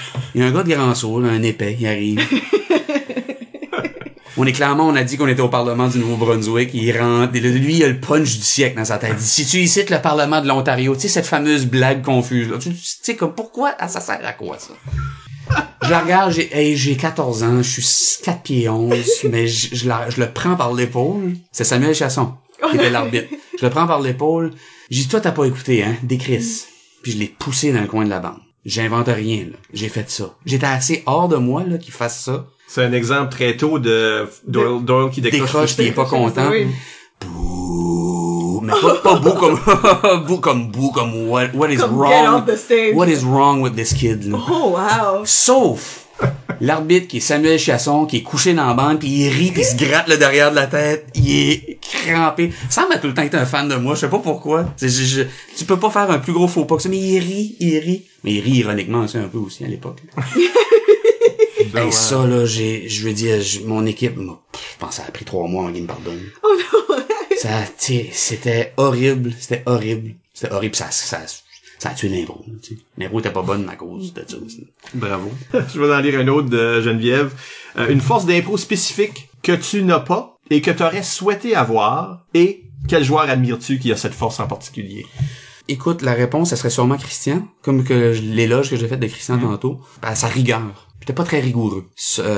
J'avais toujours les meilleures intentions, mais ces intentions-là, ça partait assez... Fait que j'aurais aimé ça être rigoureux, puis pour moi, un exemple de rigueur, c'est Christian, mais... je veux pas passer à elle qui me pose la question, mais Geneviève, je l'admirais beaucoup comme joueuse aussi. Elle aussi, c'était rare. Tu savais ce que t'allais avoir avec Geneviève. Ça, je respectais beaucoup ça. C'était une des... d'ailleurs, devrait être dans le temple de la renommée, je sais pas si elle est là, je pense qu'elle est pas là. Je fais un push. Une des grandes joueuses, puis je veux pas faire l'erreur de la cataloguer dans la catégorie des joueuses, on est en 2020, là. Grande joueuse, point final, là. Elle était super efficace. Fait que Geneviève, j'aimais bien son jeu. Christian, Basse aussi, tu sais. Quand je parle de rigueur, là, c'est les 3 qui me viennent en tête. Hey, Karine Pelletier, que je disais au début qu'on en parle pas beaucoup de joueuses-là, mais j'ai jamais vu Karine avoir un mauvais match. Jamais. Elle faisait moins rire que les autres, mais elle était drette. Puis ce que je disais tantôt, si je revenais au jeu, je pense que je me calquerais un peu sur des Karine, des Geneviève, tu sais. Un jeu plus sobre, mais ô combien efficace puis nécessaire dans une bonne impro. Yves Doucette demande, ton jeu a souvent semblé reposer beaucoup sur le anything goes. Est-ce que c'était réellement ton état d'esprit ou avais-tu à travailler pour atteindre ce laisser-aller là? Non, je pense que c'est une continuation de qui j'étais. Je pense... Tu sais, on s'assoyait avec moi, puis on peut le faire encore, là, mais on parle de... Bon, tu sais, je sais pas... oui, c'est ça, mais tu sais, j'étais peut-être un fan de... Tu sais, dans le temps, tu sais, la musique que j'écoutais aussi, j'étais un gros fan de musique rock indépendante, le punk des années 70 du Royaume-Uni, j'aimais beaucoup ça, tu sais, genre d'approche de même. Fait que j'essayais de me donner un peu cette image-là, puis ce look-là un peu dans... Parce que moi, la licume, c'était ma façon de m'exprimer à l'époque, donc... le package de, tu sais, c'est juste, je pense que je suis allé trop loin avec ça à un moment donné, mais je m'en foutisse, puis tout le temps de bière à la main, puis la cigarette au bec, mais tu sais, c'était moi, mais il y avait un peu de théâtralité là-dedans aussi. Faut pas l'oublier, puis ça faisait partie. Donc, pour répondre rapidement à Yves, là, oui, ça faisait partie intégrante de qui j'étais. J'en beurrais un peu épais des fois aussi, là, pour vraiment influencer comment les gens me voyaient. J'essayais de me donner un petit look un peu plus punk, là, mes petits jeans noirs serrés, puis les cheveux tout croches, puis une attitude de... mais tu sais, je faisais exprès un peu, mais oui, ça faisait partie là, du package. Basse Lévesque demande, il dit, tu as fait partie de toutes sortes d'équipes. Donc, on n'a même pas parlé de la Ligue, par exemple, de laquelle tu fais partie, la LIA, puis la LIA puis la Ligue, chaque année, c'est une nouvelle équipe. Mm-hmm. On est tout en train de recommencer. T'étais-tu pas dans ce team-là avec Elise pis ça, avec le dentist wear? Ah, mon Dieu, la Lisa. Oui. Oui, tu sais, pour les tournois de Richard Terrien, là. Ouais. Cette équipe de dentistes-là. Milner's Doyle. Oui. C'était tellement une belle expérience parce que je trouve, non, mais c'était quasiment comme moi, j'étais un peu en retrait dans cette équipe-là parce que ces 3 filles-là se sont développées quand même une amitié assez forte à partir de cette fin de semaine-là. Moi, je les laissais aller, tu sais, puis j'étais comme mais je trouvais ça intéressant. T'es le gars de service. Tandis qu'en impro, surtout à cette époque-là, c'était souvent l'inverse. T'avais 3 gars, puis là, bon, la fille de service, la Mireille, ou la Geneviève, ou la Annick Landry, mais là, c'était l'inverse. C'était vraiment intéressant. Petit statement féministe à l'époque, je pense. Sans le vouloir, là. Fait que, ouais. La question à base, c'est comment tu trouves ta place dans une nouvelle équipe?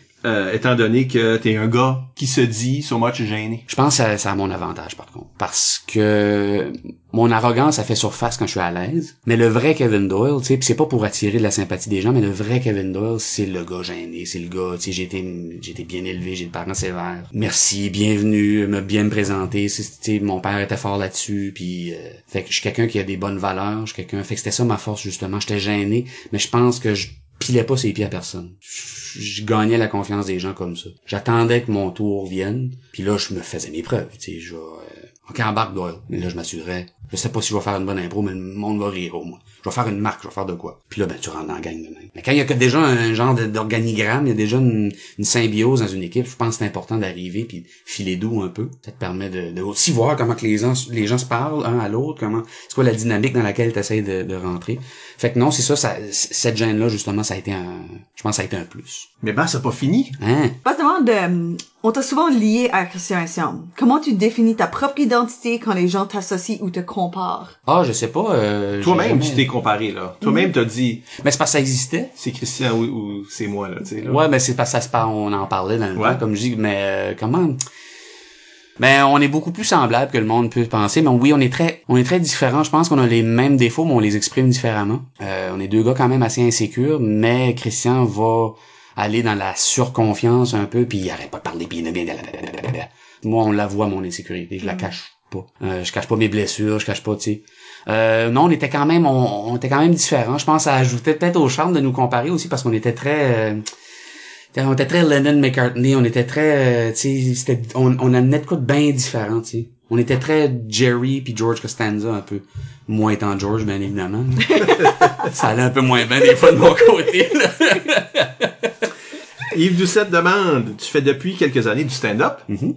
Comment ton expérience d'impro influence-t-elle ton humour? Ah, je dirais que la présence sur scène. Il y a beaucoup de gens qui se lancent dans le stand-up, qui écrivent super bien, mais c'est de faire face au public. Ça, de ce côté-là, moi, ça va.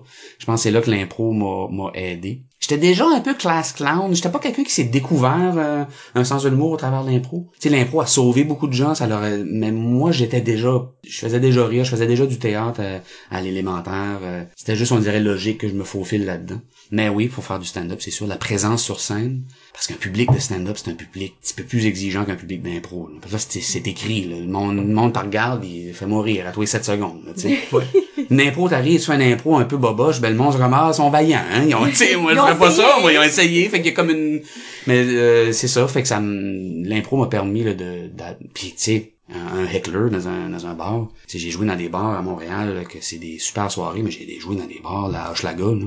Il y a 4 personnes dans le bar, puis il y en a 4 en arrière dans les machines à poker, puis ils ont pas de dents, ils sont pauvres, tu sais, c'est la pauvreté extrême, la pauvreté de grande ville, puis ça te crie après. Fait que c'est juste de répondre du tac au tac. Ça, je l'ai encore. Je suis capable encore de me débrouiller. C'est plus quand je disais je pourrais plus jouer d'impro, c'est développer une histoire, suivre cette histoire-là. Mais répondre, je suis capable. Tu sais, je suis encore capable. Fait que ça m'aide pour ça. Là, tu sais. Okay. Mais ça affecte-tu la façon de t'écrire des jokes? Je pense que ben écoute, tu crées quelque chose dans la vie, ton passé, bien évidemment, fait partie du bagage. Fait que oui, ça doit m'influencer à quelque part. Je pense que j'ai compris la mécanique de la blague en improvisation. La surprise. La blague, c'est la surprise. C'est l'effet de surprise. Puis c'est beaucoup. Puis tu t'as touché à ça tantôt, mec. Moi, ma force, c'est comment je disais les affaires. C'est même pas tant ce que je disais. Je suis un gros fan de Claude Meunier. J'aime beaucoup les situations un peu absurdes, puis un peu la façon de dégainer ma réplique, plus que la réplique elle-même. C'est une question de timing, moi, qui était ma force. Fait que oui, j'essaie de jouer là-dessus pour le stand-up, mais c'est une toute autre game, puis ça fait 4 ans que j'en fais on and off, là. Des fois, je pogne des writer's block, puis je suis comme un mois ou deux sans en faire, puis c'est un autre game, je suis loin de la maîtriser, tu sais, on dirait que c'est mon impro de maintenant. C'est ça que j'ai pas d'ambition d'avoir ma face sur des affiches ou rien de même d'en faire pour vivre, parce que je fais de la radio, j'ai fait mon cours à Promédia, je fais de la radio, je suis Morning Man à Montréal, mais c'est mon passe-temps. J'aime beaucoup ça. Puis je vais rechercher un peu ce que j'allais chercher en impro, là. Je vais le chercher maintenant dans le stand-up. Alain de Grâce demande sur Facebook, où est ton chandail de la LIC? Il doit être dans la valise de char à Émilie Bellefleur. Non, je sais pas. Il a été là longtemps, en tout cas. J'en ai aucune idée. Parce que pour un bout, ça s'est passé. Ça changeait de main souvent. Ouais, le numéro 6 des Bleus de la Ligue. Ouais, il s'est retrouvé à l'osmose un moment donné. Moi, je suis allé prendre une photo avec, comme si j'étais dans la Ligue. Mais c'est pas une joke. Moi, la dernière fois que je l'ai vu, c'est réellement dans la valise de char à Émilie Bellefleur. Okay. C'est vraiment là. Bégard était là. J'ai fait mon baveux. J'avais le chandail. Bégard était au loin. Puis je l'ai comme garoché dans la valise. J'ai dit, tiens. Mais je l'ai jamais revu, le chandail, après. Ben- Je voulais l'avoir, j'ai plus aucun chandail d'impro. Wow. J'ai pas mon chandail de l'équipe étoile, je l'ai plus. J'ai tellement déménagé, tu sais, quand je disais j'étais tout croche tantôt, là. Ben c'est ça, déménage, envoie là-bas, puis j'ai perdu plein d'affaires que je regrette d'avoir perdu, mais ça fait partie du personnage, j'imagine. Ben, Doyle serait moins cool s'il y avait encore ses chandails. ben, la prochaine, si on passe Émilie, on y demandera. Oui. J'en ai une de Michael Plourde, Bobble, qui demande combien Dr. Deals voulait te donner pour la TV.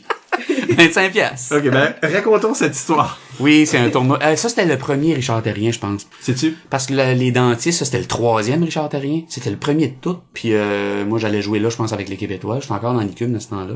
Puis j'avais un lift avec toi et Émilie, je pense, dans ce fameux char-là. Que Le même char le que le chandail chandail de est dans dedans, la ouais. valise.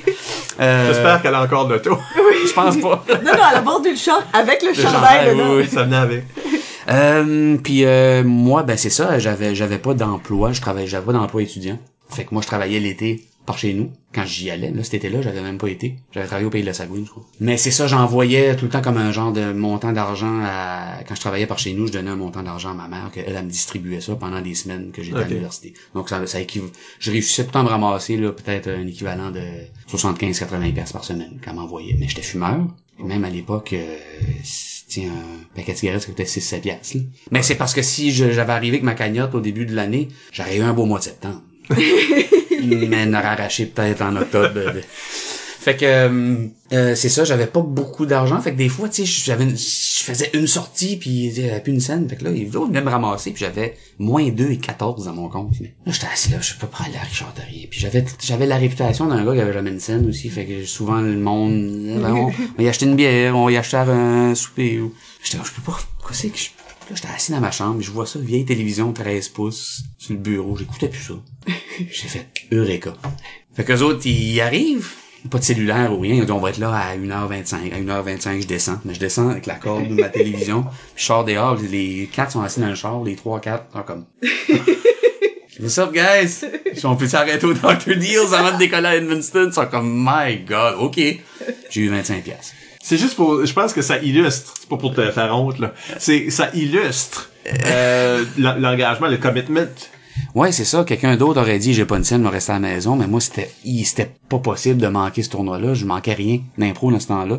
Fait que je voulais arriver avec de quoi pour me payer un repas au moins, puis un paquet de cigarettes ou quelque chose. C'est une fin de semaine quand même, là. C'est une fin de semaine, 25 piastres, oui. mais le 25 piastres, ça a pas duré longtemps, Ouais, là, tu sais, pas tant que ça. non, finalement, Mike m'a payé une bière, justement, le vendredi. Ah, T'avais tellement pitié de moi, mais avec ma TV, c'est comme, tiens, Doyle. Ah, il y a donc de questions, je savais pas. Chase, Mais t'es populaire. Ah, oui, c'est ça. Je pense encore. qu'on a établi que t'es une personne sympathique que le monde aime. Ah, ok. Jen- ou ride. Oui, c'est un peu des deux. Il y a deux sortes de personnes. Geneviève Maltais demande, est-ce que jouer de l'impro est une bonne façon de picker up des filles? Probablement. Moi, on m'a dit que je pognais, mais je m'en rendais pas vraiment compte. Parce que j'étais gêné, puis je dégageais quelque chose sur l'arène, mais quand je sortais, le Kevin un peu awkward revenait, tu sais, bien évidemment. Ouais, pis là, les filles sont déçues. Ils sont très déçus. Que t'as pas la même confiance que t'avais. Moi, ça m'est arrivé. Ben oui, exactement. Fait que c'est la même chose que Michel. Si je débarquais de là, j'étais un peu, tu sais, j'étais un peu tout croche, puis je sais pas trop. Mais je m'apercevais, oui, je pense que ça aide, ça peut pas nuire en tout cas, tu sais. Ben, puis l'inverse est vrai aussi. Je pense qu'une bonne chose d'impro qui paraît bien pas paraît bien physiquement, mais paraît bien avec elle-même, tu sais, qui dégage quelque chose, ben, on va être comme les gars, on va être intéressé d'aller jaser avec après aussi, tu sais, ça swings both ways, là, tu sais, il y a des gens qui sont beaux sur le stage, tu sais pas pourquoi, t'es vois en vrai, après, on dirait en arrière, le backstage, t'es déçu un peu, t'es quoi de moins, mais tu vois quelqu'un sur un stage qui paraît bien, c'est un glow, tu sais. Oui, c'est sûr, ça. J'essaie de donner une dimension un peu poétique à cette question-là, mais oui, ça aide à picker up des filles, passer des soirées accompagnées grâce à ça des fois. Bravo. Ouais. Elisa Mel sur Facebook demande quel a été ton plus beau moment dans ta carrière d'impro et quel moment a été le plus difficile? Si on peut résumer ça à... Ouais, c'est ça. Le plus difficile, ben je pense tu sais, beaucoup plus de beaux moments, là, mais difficile, je vais commencer avec le plus plate, je dirais, c'est justement, puis elle peut en témoigner parce qu'elle était dans cette équipe-là, j'en parlais tantôt. Ma dernière année, puis même les années subséquentes, ça a été une fin de carrière ardue. C'est ce moment-là, si j'arrivais à changer quelque chose, ça serait ça. Malheureusement, on peut pas. Bon, je vis bien avec ça maintenant, mais je dirais cette période-là, là, ça a été un peu difficile. C'est un peu me chercher puis me trouver une identité puis une carrière, me bâtir un adulthood qui fait du sens. Pour moi, ça a été difficile, fait que ça a été le plus tough. Puis beau moment, mon Dieu Seigneur, je sais pas, j'en ai énuméré quelques-uns, hein, tu sais, moi le tournoi Trip avec Fred, c'était beau. Tiens, j'en ai pas parlé, mais moi le Richard Terrien qu'on parlait des dentistes, ça a été un beau moment parce que j'ai jamais vu moi la gang d'impro autant en symbiose que cette fin de semaine. Tout le monde était sur le même level. Tout le monde avait le goût de faire la fête, tout le monde était de bonne humeur, tout le monde avait le goût de jouer de l'impro, tout le monde se trouvait beau, tout le monde se trouvait belle, tout le monde, il y avait pas de chicane, il y avait pas de chichi, il y avait personne qui était fatigué. On faisait la fête, là, on se levait le lendemain, on jouait, puis on était boosté, c'était un moment, ça, je suis vraiment choyé d'avoir vécu ce week-end-là. Puis après ça, ben moi, j'ai rencontré les 3 filles qui m'accompagnaient dans mon équipe aussi, et j'ai eu la chance de reconnecter avec Élise d'une autre façon, qui avait été moins plaisante avec les Bleus, entièrement de ma faute, mais là, avec la Lisa, c'était génial. Émilie aussi, j'ai tout le temps super bien entendu avec Émilie, puis l'autre, là. Fait que Caroline. Désolé, McNally, je l'ai vu cet été, ça m'a comme, j'étais comme, voyons. Fait que, très beau week-end. Ça, c'était un beau moment d'impro, puis c'est même pas personnellement, tu sais, j'ai pas eu un week-end du tonnerre dans l'arène, c'est juste, j'avais jamais vu la gang d'impro, quand de générations différentes, être autant en symbiose, être autant, là, ensemble. C'était vraiment le fun. C'est un beau moment. Puis, parenthèse, Q2002, peut-être. Ouais. On a le temps pour une dernière question, Isabelle. Oui, ben, Élise Amel demande encore, si tu pouvais dire une chose à jeune Kevin Doyle, ça serait quoi? Je dirais à jeune Kevin Doyle, peut-être s'aimer un peu plus, être un peu moins dur sur lui, puis de peut-être aller voir un psychologue puis de se faire médicamenter parce que j'étais clairement je dirais ça au vieux Kevin aussi tout de suite, peut-être Mais t'étais en crise. Dans le fond. Je pense que oui, tu sais, je pense que j'étais quelqu'un qui était pas stable. Je pense que j'étais quelqu'un qui, tu sais, on n'agit pas comme ça, puis tout va bien. Mais j'arrivais pas à cerner pourquoi j'étais comme ça, parce que j'avais eu des bons parents. J'avais été bien élevé, j'avais manqué de rien. J'avais des amis à l'école secondaire, j'avais des amis à l'université. Dans chaque gang que j'infiltrais, je me faisais ma place aisément. J'ai jamais été outcast, j'étais un peu en déni, tu sais, pourquoi je me sens de même, j'ai pas raison de me sentir de même. Mais quand tu fais pas face à tes problèmes, ça donne les comportements que j'avais des fois. Qui sortaient un peu de nulle part, parce que c'est ça, je pense, j'ai une bouille sympathique, mais le monde, des fois, disait, bon, fais le pas, d'un coup, tu sais. Qu'est-ce que c'est ça? Puis de la chimie de cerveau, c'est de la chimie de cerveau. C'est de la chimie de cerveau, exactement. Maintenant, en 2020, pourquoi j'en parle ouvertement au micro, c'est parce qu'il y en a sûrement qui, avec le recul, ils disent, j'ai traversé des périodes comme ça, ou il y en a peut-être qu'en ce moment, ils en traversent, tu sais, puis je pense qu'en 2020, on est plus ouvert avec ça. Dans le temps, on en parlait pas tant. Ça existait pas de l'anxiété. C'était juste, je suis anxieux, mais oui, c'est normal, mais tu sais, là, j'ai parlé avec mon médecin de famille dernièrement, puis je disais que je soupçonnais que je faisais de l'anxiété, lui, il m'a confirmé, il dit, oui, je le vois. Je suis en train de m'arracher les ongles en y parlant. Il avait déjà écrit sur son papier. Oui. C'était pas un gros secret. Mais tu sais, il m'a expliqué l'anxiété, le trouble d'anxiété, c'est quoi. Il dit, à l'intérieur de nous, on a des mécanismes à l'époque de l'homme des cavernes, mais c'était pour se protéger face à des attaques imminentes d'animaux. Ben, on s'est développé une bulle, l'être humain, on s'est développé un confort, on est complètement déconnecté de cette nature-là. Ce qui fait qu'on a encore ces mécanismes d'anxiété-là, mais il y en a chez certaines personnes que cette anxiété-là, elle se pitch sur rien. Fait il y a des gens ça peut devenir déréglé, puis on vient ses nerfs, puis on vient, mais parce que tu le contrôles pas, tu sais. Je pense que je le vivais, mais je le vivais à une époque, puis c'est-tu pas la pire Moses de gang à être vulnérable mentalement, la gang de l'impro, surtout à cette époque-là. Je sais pas c'est comment à cette heure, mais à cette époque-là, on était tous des ball breakers, puis on était tous du monde. Je trouve que la culture d'impro a changé, les gens qui meublent le cercle d'improvisation a changé, je crois, c'est peut-être plus des intellectuels maintenant. Dans le temps, on était des cocky mother beep. Puis on était tout du monde issu un peu des sports, pis on avait tous été présidents de conseil étudiants. On était tout du monde, justement, on était pas des outcasts. On était toutes des grosses personnalités qui arrivaient là-dedans. Moi, je trouvais ça excessivement difficile, vivre des moments de vulnérabilité dans cette gang-là. Mais je nourrissais cette gang-là aussi. Tu sais que je veux dire, je faisais pas partie de la solution. On était tous graves. Oui, c'est ça. C'est ça, exactement. Oui. Ben, sur ce message d'amour et d'espoir, C'était Kitten, hein? Ah non! Non, c'est pas. On va... Je peux envoyer chier quelqu'un si vous voulez, je peux le faire. Là. Juste une dernière gros redemption arc, puis là, comme, non, je call out tout le monde. C'est ça. Non, on va prendre une légère pause avant que Oui. ça arrive. Et au retour, on parle du nombre de joueurs. Ah, ça, ouais, ça, on m'a imposé ça. Je sais pas ce que je vais dire, mais on va... À tout de suite.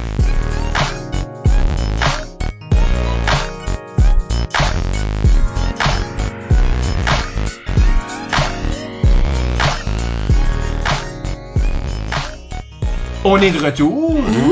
Michel Albert au microphone avec Isabelle Gauguin Allô? et notre invité Kevin Doyle. T'es en train de prendre une gorgée, désolé tout le monde, salut! Et Kevin, on parle de nombre de joueurs. Alors, qu'est-ce qu'on veut dire par ça? On veut dire que sur la carte de l'arbitre, une des choses qui est imposée dans une improvisation, c'est le nombre de joueurs. Habituellement, c'est illimité. En règle générale, c'est limité. Disons 80% du temps ou 75% du temps, mais il y a aussi ces deux impros-là par match à peu près qui sont nombre de joueurs limité. Oui. Très bien dit, Michel. C'est ça. Donc, est-ce que si je prends là, rapidement la question à Elisabelle ici là, pour nous lancer dedans, est-ce que toi, tu as un nombre de joueurs autre que illimité préféré, ou même que tu préfères plus qu'illimité dans le fond? Est-ce que tu as un nombre de joueurs que... Oh, oui! Ah oui, absolument. Moi, à l'époque, c'était comparé, mais un par équipe. J'étais fort là-dedans, parce que justement, quand je disais, je pétais des coches quand le monde suivait pas les idées, ou... Mais ça, j'avais pas ce problème-là dans des T'es un par sûr, équipe. là? T'es sûr, comparé un par équipe. Fait que ça, j'aimais beaucoup ça. Mix un par équipe aussi. Ça peut être difficile pour l'ego quand t'embarques dans une mix un par équipe, puis tu sens dans la première minute que l'autre a le dessus, il y a personne qui va venir t'aider. Mais c'est un beau challenge. Je pense que vous me voyez venir, moi, les trop de joueurs sur la glace, ça m'épuise, puis je pense que surtout dans des mix, c'est pas le temps de faire ça. Tu sais, c'est le temps de toute façon, il y a des belles choses qui peuvent arriver si on laisse deux êtres humains pendant 3-4 minutes développer quelque chose sans tout le temps avoir. En d'autres mots, quand Élise renchérit puis demande est-ce qu'il y a un nombre de joueurs qui te fait rouler les yeux, Ben, est-ce que c'est le 6 par équipe? Est-ce que c'est le... Ouais. C'est con ce que je vais dire parce que ça changera jamais. Mais on dirait qu'illimité, ça m'énerve parce que les gens ont tout le temps le réflexe de trop embarquer. Les gens comprennent pas que il y a 8 impros d'un match, tu joueras la prochaine. Tu sais, il y a 8 impros, il y a 5 mix. Ton banc, à peu près, en règle générale, t'as 5-6 joueurs. Ben, ça fait une mix chaque. Puis tu prends les comparer après ça pour structurer une impro avec beaucoup de monde. Parce que là, c'est ton équipe. Tu peux dire, toi, tu vas faire l'infirmière, puis toi, tu vas faire le docteur, puis toi, tu vas faire le patient, puis toi, tu vas faire le gars qui rentre à l'urgence, il manque un membre, toi, tu sais, tu peux définir qui va faire quoi, puis il y a moins de compétition parce que c'est toute la même équipe, mais en mix, tu sais, j'étais arbitre pendant quelques saisons, puis aussitôt que ça dépasse le 3 joueurs sur la glace, ça m'épuise. C'est rarement bien fait, je trouve. Puis avec raison, parce que le moment où moi j'ai joué de l'impro, puis qu'on a tout un peu joué de l'impro, c'est comme je disais tantôt, on est jeunes, tu sais, on est comme des petits chiens fous, tu sais, comme le Joker à Heath Ledger. I'm like a crazy dog, I'm chasing a car. Je fais pas l'imitation, là, mais... Mais tu sais, like chasing a car, I wouldn't know si je l'attrapais, le char, je sais pas qu'est-ce que je ferais avec. Mais on est tous de même, tu sais, on embarque. Parce que ça dilue ton histoire, ça dilue le... Ouais, il y a le des spectacle. arrêts, il y a un entrain, toi tu l'arrêtes pour pondre une nouvelle idée, puis on le voit là. Mais le troisième joueur, ça, je trouve ça intéressant. Je trouve que c'est un art d'embarquer au bon moment. Puis je trouve que, tu sais, une 3 minutes mix, disons, illimitée, mais je trouve ça intéressant qu'il y ait les deux joueurs pendant à peu près 1 minute et demie, 2 minutes, puis là, oh, il y a quelqu'un qui embarque. Puis si on enlève la maudite compétition de l'affaire, ça devrait arrêter là. Mais là, on a le réflexe. Disons, moi, je joue avec Dalhousie, l'autre bord, c'est Bathurst. Ben, OK. Là, les deux embarquent, un de Bathurst, un de Dalhousie. Là, moi, j'ai le réflexe, c'est à 2 minutes 10 que il y a un gars ou une fille de Bathurst qui embarque pour venir faire un autre élément perturbateur. Mais là, moi, mon ego rentre en jeu. Ah, ben là, ils sont deux là, c'est sûr qu'ils vont gagner le vote. Faut aller balancer la chose. Faut aller balancer ça. Ben là, Ouais. tu balances, mais là, eux autres ont le réflexe, pis c'est comme, juste si tu regardes l'histoire demande un troisième joueur, parfait, laisse-le là. Si ton bar a pas été assez vite pour le faire, ben laisse l'autre y aller. Mais moi, comme arbitre, souvent, j'utilise des nombres de joueurs pour créer des effets. Puis des fois, tu mets juste un nombre de joueurs parce que t'as mis un nombre de joueurs, là, parce que c'est ça en obligatoire. prend deux, puis là. ça fait- c'est oui, ça, oui, là. oui, oui. Mais moi, j'aime ça, utiliser un effet en lançant un nombre de joueurs qui soit contre-ton avec le thème. où la catégorie, ça force quelque chose de comme, ouh, c'est une rimée pis c'est toute l'équipe, tout le monde rentre, là. Tout le monde rentre, là. Oui, c'est intéressant. C'est comme, même juste une chantée, ça, là, ça set le ton que tu peux peut-être avoir du background singing, parce que tout le monde faut qu'il rentre, pis c'est une chantée, comment est-ce qu'on peut jouer avec ça? Puis créer ces contrastes-là avec le reste de la carte pour vraiment créer quelque chose d'intéressant qu'on n'avait pas nécessairement autrement vu. Ben, je suis d'accord, mais c'est comme je disais tantôt, je trouve aussi que pour faire ces tests-là, c'est peut-être mieux, mais là, je dis ça, puis en même temps, faut aussi challenger les joueurs, mais c'est peut-être mieux de le faire, justement, de profiter de la comparer, peut-être, pour faire ça.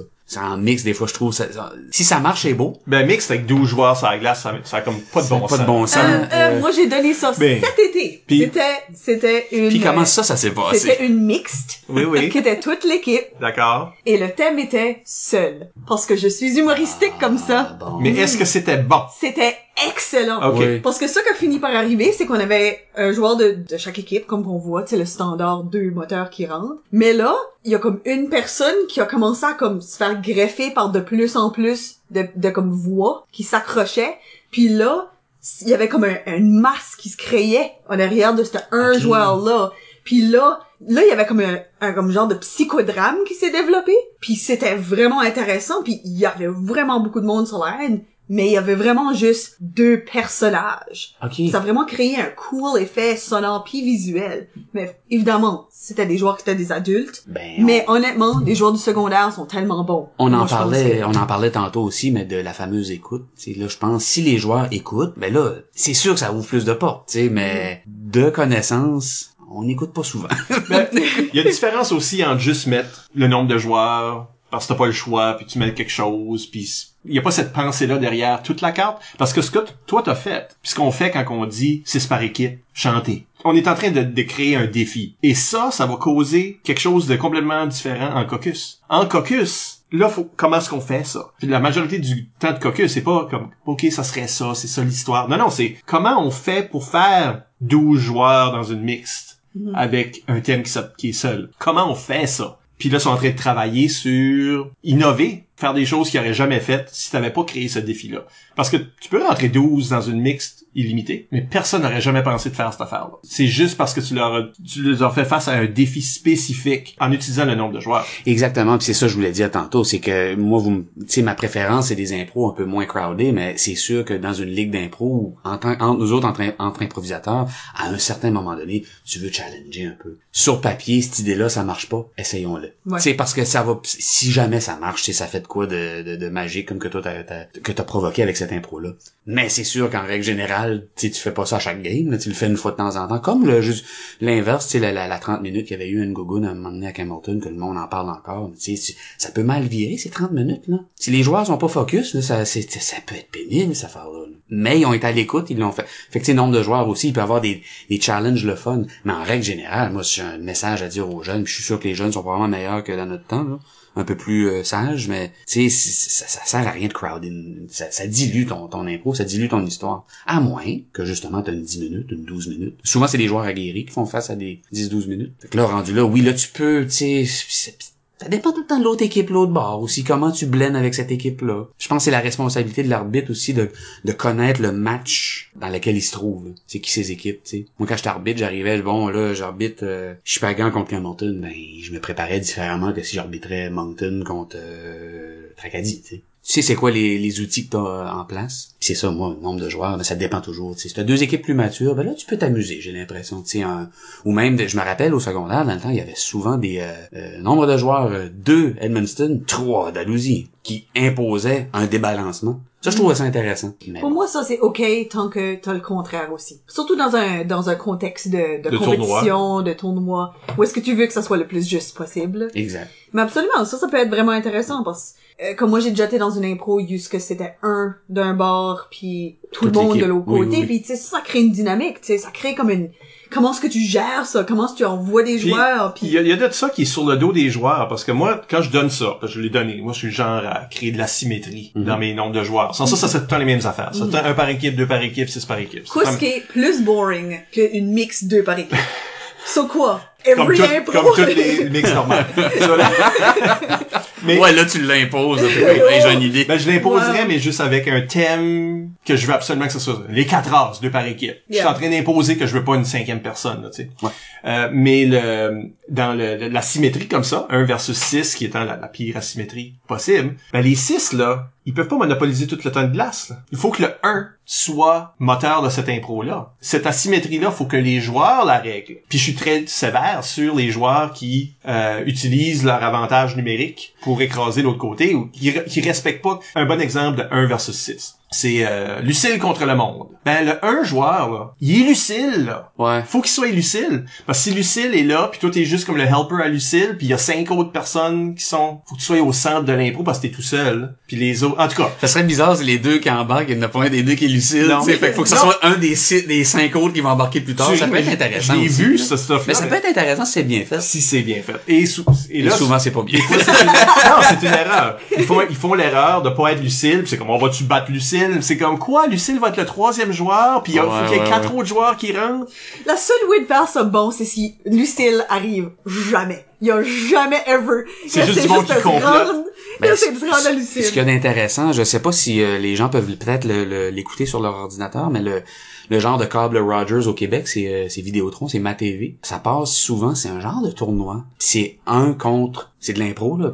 Justement, Bégard de guerre, s'il passe là souvent, là, il est d'arbitre, puis c'est un joueur dans une équipe, un peu comme Jean-Sébastien Lévesque avec les Blancs en 95.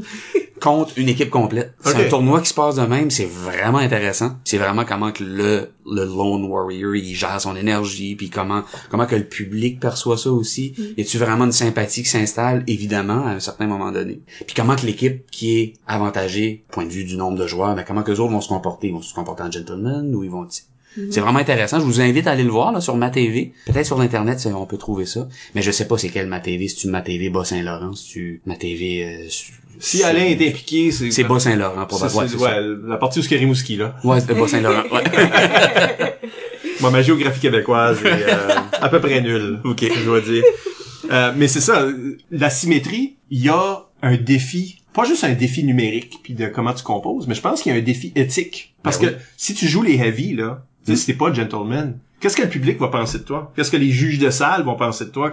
Peux-tu gagner l'impro en tu pars déjà avec l'autre? une strike, tu pars déjà avec une prise, parce que juste la psychologie du public, ils se rangent un peu du côté. Toi, faut que tu sois hot en mots, t'as dit, là, qui est les 6, là, faut que vous soyez sharp. Parce que l'autre, il part avec une petite longueur d'avance. Fait que c'est vrai ce que tu dis. C'est comment qu'ils vont se comporter. Le public l'aime, lui, parce qu'il est l'underdog, là. Ben oui, absolument. Ouais. C'est tout à fait normal. Puis c'est ça qui est intéressant, c'est comment que l'équipe, justement, avec les 6 comment qu'ils vont se comporter. Mais je trouve que l'arbitre a quand même une responsabilité de setter un ton qui est approprié à la carte aussi. Parce que c'est vraiment facile de donner un vraiment élevé nombre de joueurs, puis vraiment une courte durée d'impro. Mais là, on est garanti que les gens s'empilent l'un sur l'autre parce qu'il faut qu'ils rentrent 6 joueurs dans 2 minutes dans le mix. Ouais. Tu sais, si tu fais 3 par équipe, en mix 2 minutes, là. Ben, tu peux pas juste faire un fill in the blanks, là. Tu peux pas juste mettre, 6 par équipe. Tu sais, là. Faut que toute ta carte soit pensée à l'intérieur de ce match-là, mais elle-même faire du sens. Faut que le défi fasse du sens. Absolument. Puis une des choses qu'on dit à nos arbitres maintenant, quand on leur donne des formations, c'est de regarder ces choses-là, parce que tu ne veux pas non plus te retrouver avec des nombres de joueurs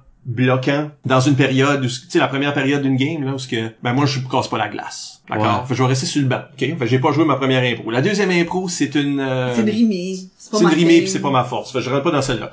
Puis là, on arrive à la 4e impro, puis un par équipe. Ben, c'est comme quand est-ce que mon équipe va tout être dégourdie, là. Puis là, je dis que c'est moi, là, mais oui, ça peut m'affecter un match comme ça, comme joueur. Tu sais, t'es dans une équipe de 5-6 personnes qui sont hot. Ben, peut-être que t'es 5e, 6e, là. Ouais. Mais au secondaire ou au primaire, il y a toutes sortes de niveaux d'expérience, là. Hey, mon premier tournoi d'impro, je vais vous donner une idée comment que je l'ai sur le banc d'impro, c'est le tournoi à Campbellton en 96. C'est une comparée, 30 secondes. Toute l'équipe, j'ai pas embarqué.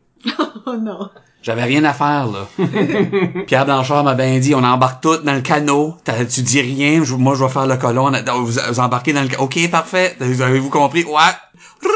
J'ai resté assis sur le banc. T'avais juste besoin du décor, là. Assis-toi dans le canot. Doyle, c'est 6, t'as pas le choix, juste assieds-toi. Figurant. Ouais, figurant. Ouais, est-ce que ça, c'est un truc comme je suis sûr qu'il y a des gens qui écoutent qui aimeraient comment on hack, si on veut, ces nombres de joueurs-là qui sont plus difficiles. Disons les deux extrêmes, là. Le 6 et le 1.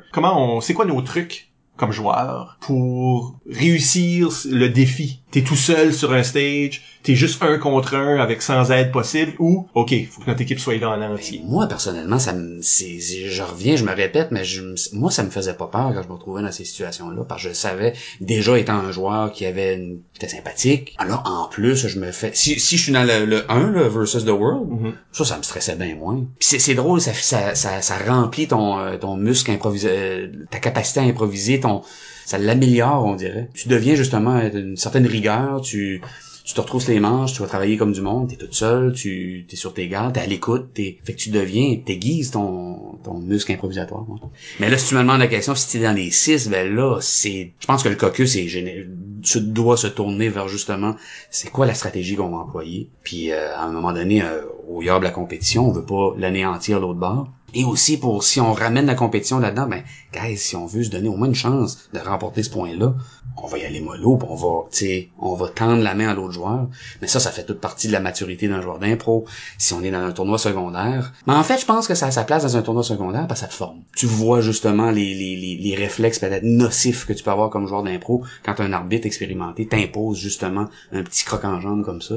Ça peut être formateur. Je pense que à ce moment-là, ça aide à former le joueur d'impro. À voir c'est quoi justement, c'est des façons d'agir qui sont pas correctes. C'est dans ces moments-là qu'on voit nos tics, notre instinct. Moi, nos béquilles, notre instinct. Selon moi, savoir quand partir est vraiment élément comme important à juste vraiment enregistrer. Parce que même si t'as un gros nombre de joueurs, ou même juste un plus petit, même 3, des fois, 3's the crowd, là. Mm-hmm. Tu sais, comme, faut que tu saves quand ton rôle est complété, puis que là, tu peux juste t'en aller. Puis t'arrêtes d'absorber du temps, puis de la place, puis même juste peut-être staller l'histoire jusqu'à un certain point. Ça, c'est un bon choix aussi là, dans le personnage que tu vas. Tu peux pas créer un personnage qui doit rester. Oui, parce que des fois, c'est ça. Là. Ben moi, je peux pas m'en aller où il y a des joueurs qui disent « Ah, ils m'ont dit qu'il fallait que je décolle. » Puis là, le personnage disparaît. Il est juste volatilisé. Ça, évaporé tu dans sais l'univers. pas où, quand, comment... C'est là. Pouf. Mais fait qu'il faut que tu choisisses quelque chose qui sera une intervention si on parle de la comparer, là t'as beaucoup plus de contrôle. Ouais. Tu sais, il y a pas comme un autre joueur. Mais c'est là, je pense que les joueurs en 6 par équipe, par exemple, même en comparé normal, souvent ils vont se lancer 6 par équipe. Ah, c'est le moment qu'on va faire notre concept. On va faire cette impro-là qu'on a toujours voulu faire ensemble. On va faire, tu sais là, on va se mettre en vedette au complet. Puis le joueur tout seul, ben là, lui, qui doit jouer le 1 par équipe, souvent il va envoyer la personne qui est très verbomotrice ou très physique, qui a vraiment un extrême en termes de ses capacités et ses talents pour qu'il fasse quelque chose de pur. Au lieu d'écouter les autres, t'es en train d'écouter toi-même, qui est son propre défi. C'est là, parce que t'es juste dans ta tête tout seul. Moi, personnellement, c'est là que j'excelle. Les 1 par équipe, là, comme Robert Lepage, même affaire. Pareil. Mais il avait déjà dit ça en entrevue, Robert Lepage, parce que quelqu'un, il disait, vous êtes un grand joueur d'impro, monsieur Lepage. Votre force, c'était les comparer 1 par équipe. Il dit, justement, je suis pas tant bon joueur d'impro que ça, j'ai de la misère à jouer avec les autres. Fait que c'était un peu ça, moi aussi, c'était de prendre le temps de bâtir ton affaire. Ça peut être intéressant. Mais pour la mécanique d'improvisation, là, toute la subtilité pis les nuances dans le jeu de l'impro. Je suis d'accord avec vous autres. Je me reconnais, là, la quote de Robert Lepage. Je me reconnais là-dedans, parce que, tu sais, comme à la Ligue d'improvisation acadienne, là, c'était mon affaire, là, j'ai toujours joué une impro comparée tout seul, que la carte le demande ou non, là, tu sais, il y a un moment donné. Pis c'est tout le temps les mêmes sortes d'affaires, parce que je me suis tellement tanné de ça que je refuse de les faire maintenant, puis quand je les fais, je les m'offre comme il faut. Mais on me le demande plus. Je ne peux plus le faire, là. C'est tellement le moment où t'as un petit peu pensé à cette impro-là dans ta tête, ce matin-là, dans la douche, ou, tu sais, c'est possible, là. Parce qu'il y a personne qui va venir te tanner. T'es juste en train d'adapter ton idée, peut-être. Peut-être t'as eu l'idée là. Ça peut être de l'impro pure. Mais, il y a quelque chose de simple, parce que personne va venir, jouer dans tes pattes, puis Robert Lepage, c'est un joueur excessivement artistique. Je pense que c'est ça son problème. Tu voyais déjà l'élément cinématographique oui, dans ses impros. Son problème, c'est ça. C'est que le monde va pas comprendre son idée. Ou ils vont pas embarquer dans son idée. Ou le changer. Ou changer son idée, puis ils vont être déçus. C'est pour ça qu'il veut jouer tout seul. Ben oui. Puis je me reconnais complètement là-dedans. Que tu sais, des fois, t'as des idées qui sont un petit peu out there, puis tu veux pas que personne les ruine. Mais moi, c'était le contraire, parce que mes idées étaient jamais out there. OK. C'était très simple, mes affaires.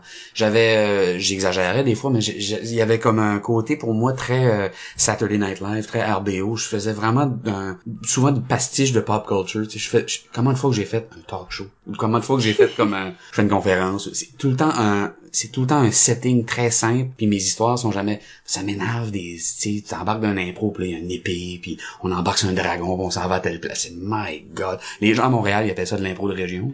Oh. Ils sont durs sont le fun à Montréal, des fois, mais bon. Mais ils ont pas tort aussi, tu sais, c'est un de mes colocs qui jouait dans la semi-illustrée à Montréal, il dit, tu sais, tu sais, il dit, aussitôt que tu sors du 5-1-4, là, il dit, on arrive dans les tournois, là, à Québec, ou à, tu sais, même à Montréal, ils trouvent le monde de Québec colon. Donne une idée. On appellerait encore des grands centres, là. Ils frôlent le 1 million, mais sont Mais colons. quand ils sont à Chicoutimi ou à Trois-Rivières, là. Ouais, c'est ça. Mais il dit, tu sais, t'as tout un impro de quête, d'épée pis de chevalier pis de... Quand on est dans la campagne, il y a des chevaliers partout. C'est ça, exactement. Il y a un miroir à notre culture. Mais l'impro montréalaise, du côté, quand tu vas voir de l'impro montréalaise, ils sont très verbomoteurs, pis c'est très neurotic, c'est très Woody Allen-esque. Il y a une grosse ville, et les joueurs se plantent là, pis ils se jasent, ils se parlent. Oui. Il y a pas vraiment de côté physique autant. C'est Beaucoup vraiment moins, juste, beaucoup c'est vraiment moins. juste des talking Du heads, wit, là. ouais, c'est des talking heads, exactement. Ouais. Mais bref, je sais pas, là, on parlait des jambes de joueurs, je sais pas pourquoi on est rendu là.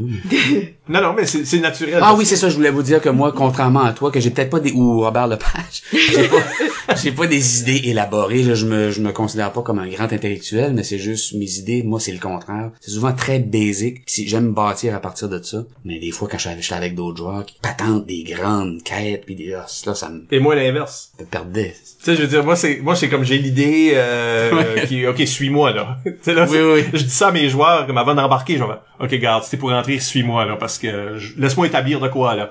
Puis là, tu rentres, tu commences à le faire. Puis là, c'est les joueurs qui rentrent avec leurs idées d'ananes ou, ordinaires, ou le colon, tu sais, le colon d'Alortville qui rentre. Qui est dans mon impro, là, tu sais. Puis là, faut que je compose avec quelque chose qui déroge du ton que j'essaye d'amener. Puis donc, l'idée de jouer tout seul, c'est ça le plaisir, c'est que t'as complet contrôle sur l'atmosphère, sur le ton, sur l'idée. Puis tu peux montrer qu'est-ce que toi t'es. Comme si j'avais pas la ball and chain de cette équipe-là en arrière de moi, là, voici les impros que je ferais tout le temps. Exactement. Moi, je dis que c'est du stuff artistique. Puis toi, c'est d'autres choses. Ça le devient, moi, de mon côté. Mais c'est une idée très, très, très... C'est du minimalisme, mais ça devient, quand c'est bien fait, c'est intéressant. Tu sais, les White Stripes, c'est intéressant. Une guitare, un drum, puis drum, on va dire vite, là, elle révolutionne pas l'instrument, mais je trouve ça intéressant. Less is more, tu sais. J'aimais ça, en tout cas. Partir d'une idée bien simple, voir ça va se rendre où. Puis moi, ben, je suis un gars un peu instinctif, un peu décomparé tout ça, j'aimais ça, je partais d'une idée bien simple. Il y avait personne qui venait essayer de contrecarrer ça, puis ça décollait dans des, tu sais, il y a une impro que j'avais fait quand je jouais avec toi avec les Bleus, tu sais, j'ai joué au quai pendant 3 minutes. Moi, j'aime ça des affaires de même. Puis c'était une des impros, je me rappelle, le monde était plié en 4, il y avait du fun, il riait. Moi, ma brain, ben, était stimulée, puis j'avais des punches, je punchais. Et Petit Pout Ouellette qui m'a dit ça, j'ai joué au 10e anniversaire de la Ligue, puis j'ai embarqué dans une mix avec quelqu'un, mais j'ai retrouvé, je pense, le vieux Doyle, c'était l'instant, puis Pout est venu me le dire, il a dit, ça c'était du vintage Doyle. Mais l'autre, il a pas parlé. J'ai arrivé, je faisais un punch, puis je repunchais sur mon punch, tu sais. L'autre est là, il me regardait, ouais, ok. Mais c'est pas correct de faire ça, mais c'est juste, moi on avait bien du fun, mais quand t'es n'importe qui.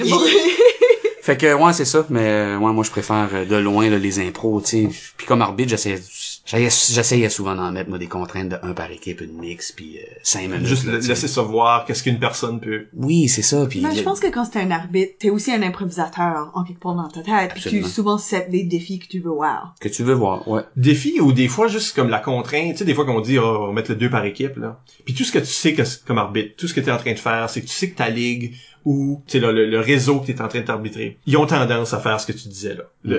Tout le monde embarque, tout le monde s'empile. Les illimités là, ça veut juste dire c'est par équipe là. Tout le monde embarque. Toi t'essaies de régler ça. Puis quand ce qu'on dit, OK, je vais mettre une 2 par équipe, puis c'est pour toi avoir la paix, d'avoir juste peu de joueurs, mais c'est aussi, voici l'exemple d'une impro, comme cette impro-là va aller bien, puis là, après ça, tu peux dire aux joueurs, tu sais comment cette impro-là a bien été? Ben, c'est parce qu'il y avait pas plus que 3 joueurs, pas Exactement. plus que 4 joueurs. Surtout que si tu la jumes avec une longue durée, tu vois vraiment un exemple de 2 personnes que, regarde, y a personne qui vient les sauver, là. Non. Faut qu'ils fassent cette impro-là. À 2, 4 minutes, puis ça va donner ça que ça va donner, il faut vraiment qu'ils se partagent ça, puis qu'ils développent de quoi pour vrai ensemble. Ouais, moi je m'avais fait taper là à l'ICUB dans ce temps-là, je m'avais fait taper une impro de je sais pas 8 à 10 minutes, 1 par équipe, mixte. C'est juste moi puis Yves Doucette dans une pièce avec pas de porte. Mm-hmm.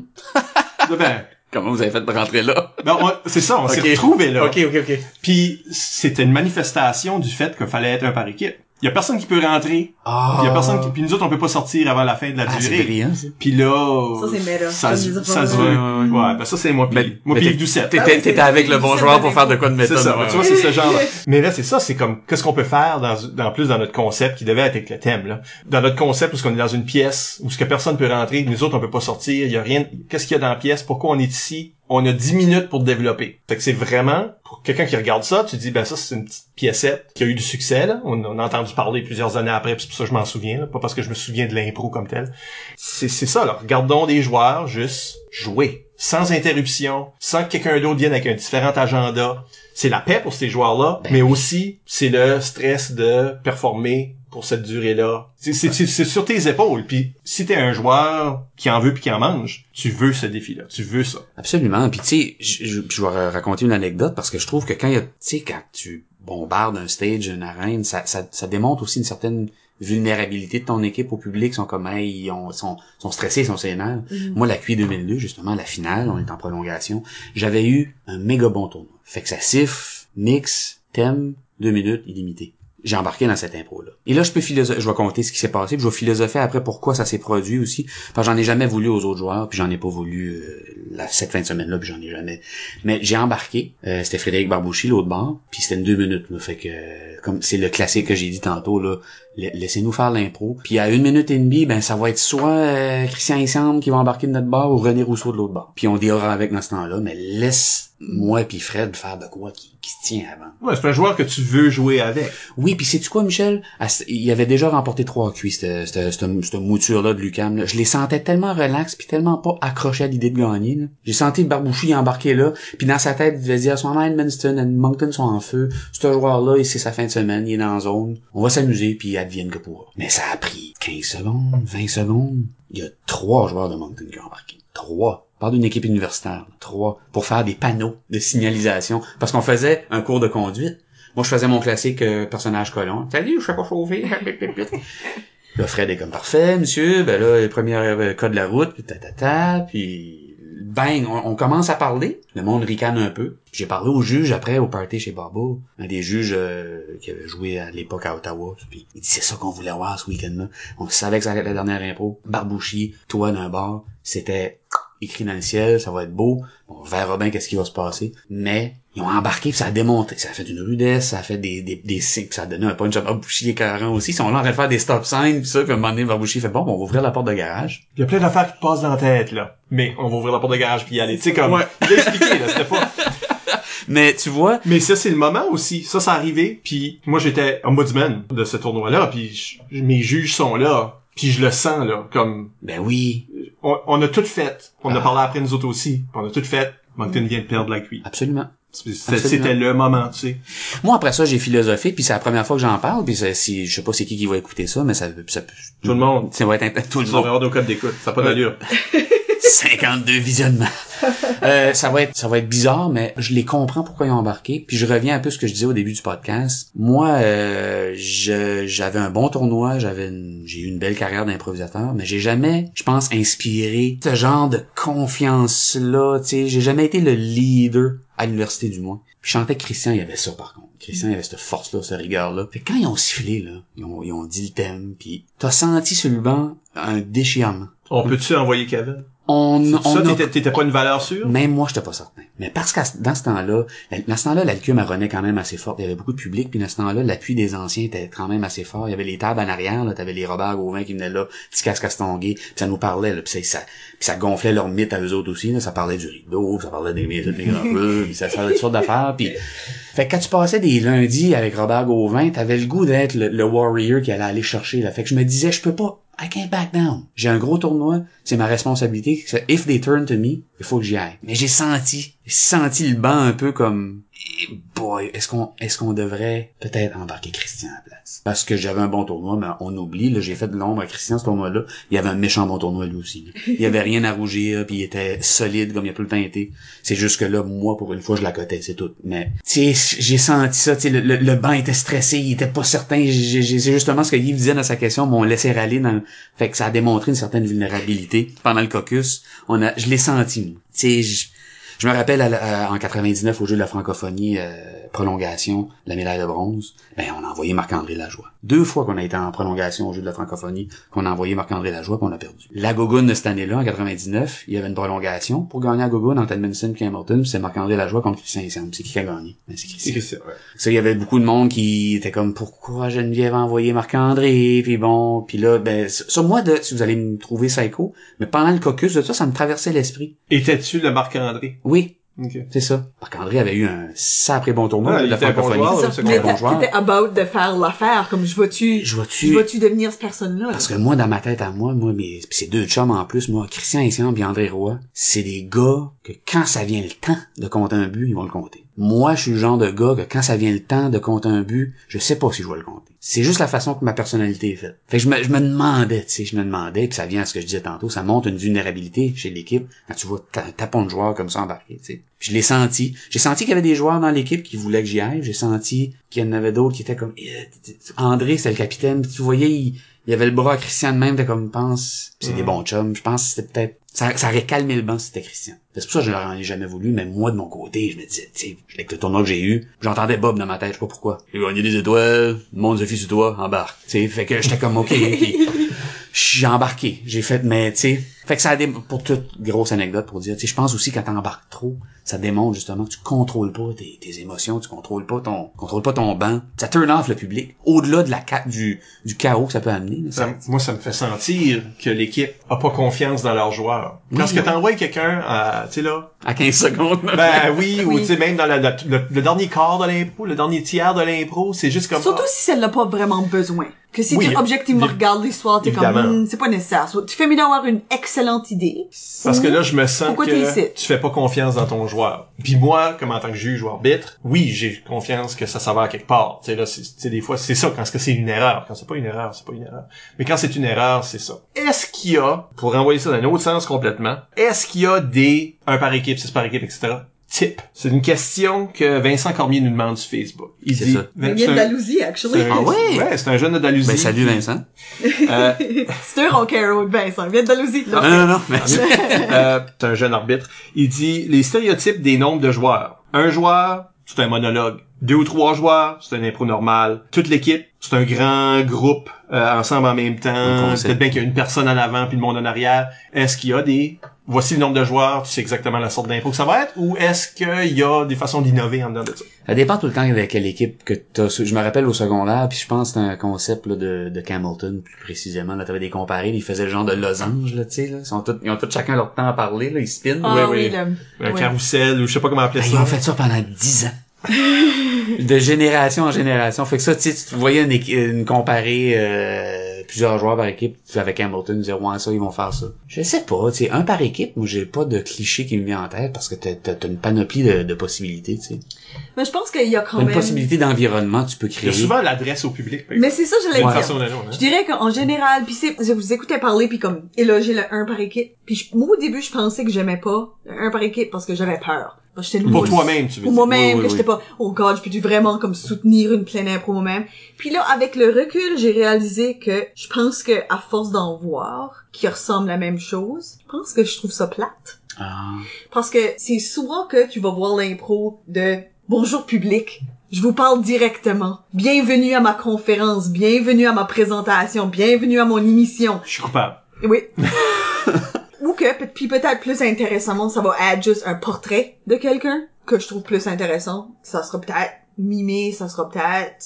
Il se coule un verre d'eau, là. C'est ça, là, c'est le, je me fais un spaghetti pis c'est tout ce que je fais, là, kind of thing. Ça, c'est ce que je faisais, moi, souvent. Je m'adressais pas souvent au public, moi, personnellement. Non, parce que le bowling pis tout ça, c'est... Le bowling, je suis en train de jouer, je parlais du monde, eux autres sont pas là dans ma tête. Il y a aussi la craquée, là, où ce que le monde joue tous les personnages. Il arrête pas de se changer de place, là.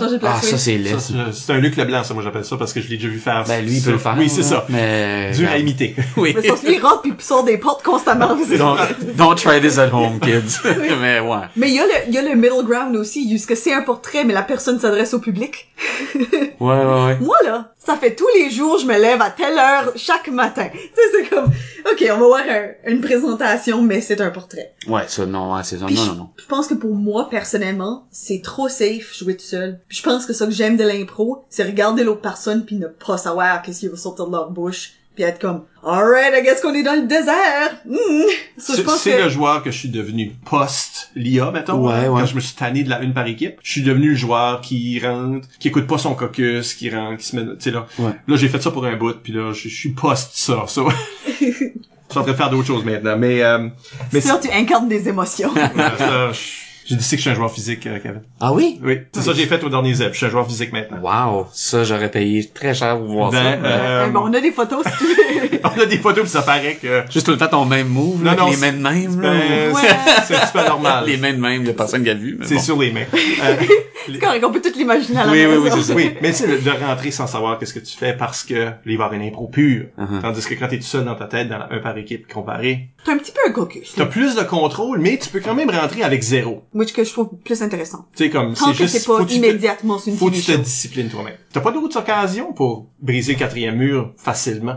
Que un par équipe tout Ouais, seul. là, c'est Ouais. moi tout seul. Puis les gens comprennent ce setup-là parce qu'ils le voient dans du stand-up, ils le voient dans des conférences. Ils voient, tu sais, là, la personne qui adresse le Ben, public. en comparé, point, là, c'est là que tu peux, tu sais, comme je pense à une impro dans le temps que j'étais à l'ICUM, le Christian qui a comme viré fou. Je pense que c'était les Rouges avec Phil Saint-Onge, puis ça, Christian qui, tu sais, il voit le monde dans le public, mais il y a Tout d'un personne- coup, il y a- ils sont là, ouais. sont là, mais le reste de son équipe, ils voient pas le monde. Tu sais, comme ils prennent, ils le hug, ils sont comme Christian qui capote parce qu'ils voient.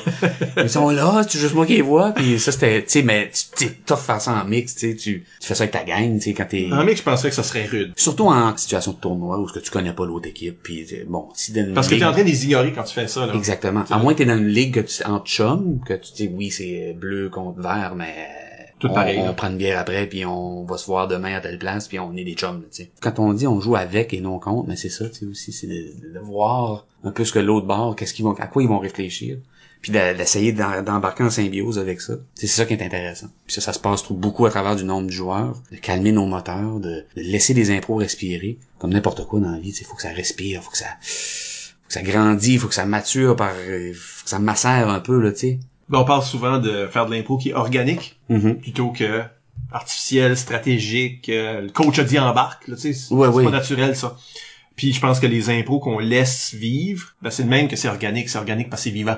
Quand on parle d'une impro organique, on veut dire ça. On veut dire l'impro qui, s'il y a un besoin dans l'impro, puis si d'un coup il y a une place pour un autre personnage, ben là, oui, un autre personnage rentre. Mais ça, c'est organique. Entrer du monde parce que t'as pas le choix, parce que l'arbitre a dit 3 par équipe. Tu sais, comme je veux dire, Oui, on oui. s'entend qu'on crée ces situations-là, là.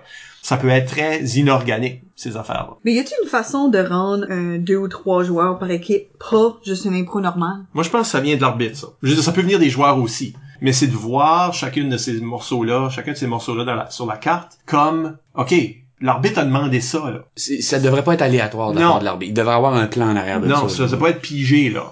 Faut que ça soit à propos de, comme, il y a une raison. Fait que si tu me dis, ça s'appelle les 3 mousquetaires, pis c'est un par équipe, il manque un mousquetaire. C'est juste 3 minutes de guys! C'est ça, faut que les joueurs se disent, non seulement ça s'appelle ça, mais il y a un nombre de joueurs. Puis ces choses-là se parlent, là. Oui. Pareil comme la catégorie est pas pris dans l'air du temps, là. Toutes les infos. Ça, c'est à bout de forcer, soit à bout de forcer comme une façon de faire la catégorie ou forcer une interprétation avec le thème. Si possible. Ben, Et on t'sais, s'entend que des Ou fois en tout cas, donner l'arbitre, l'opportunité. des fois l'arbitre a pas vraiment fait cette réflexion-là. Tous les thèmes peuvent pas être manigancés, là, à perfection.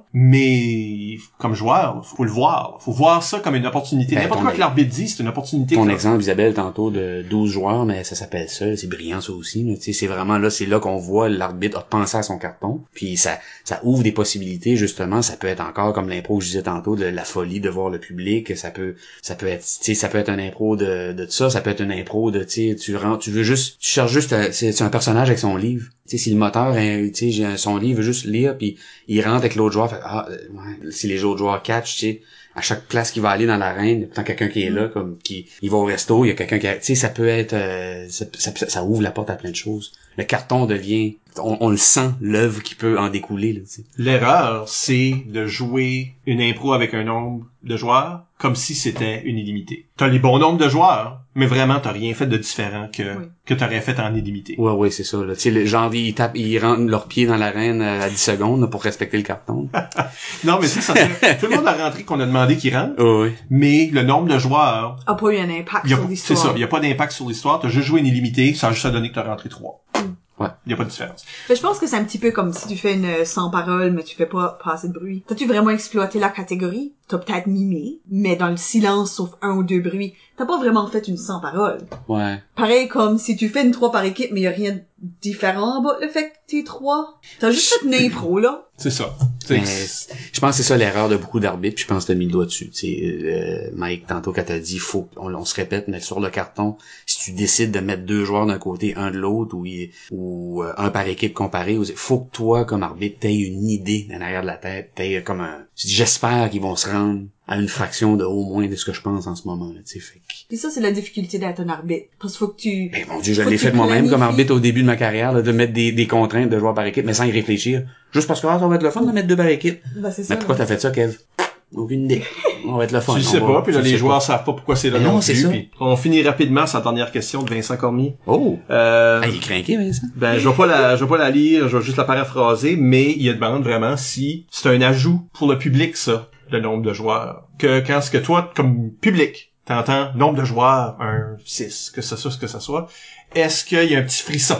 Ah, ben, j'imagine que oui. Il y a toujours un frisson quand il y a une contrainte. C'est pour le public, je pense, quand on met, pourquoi il y a différentes catégories, pourquoi il y a différentes contraintes sur un carton, mais c'est pour donner un petit punch au public qui aime ça, lui. Le public a pas, à part d'être présent, là, puis d'être prêt à regarder un spectacle d'improvisation, le public a pas de job à faire, lui.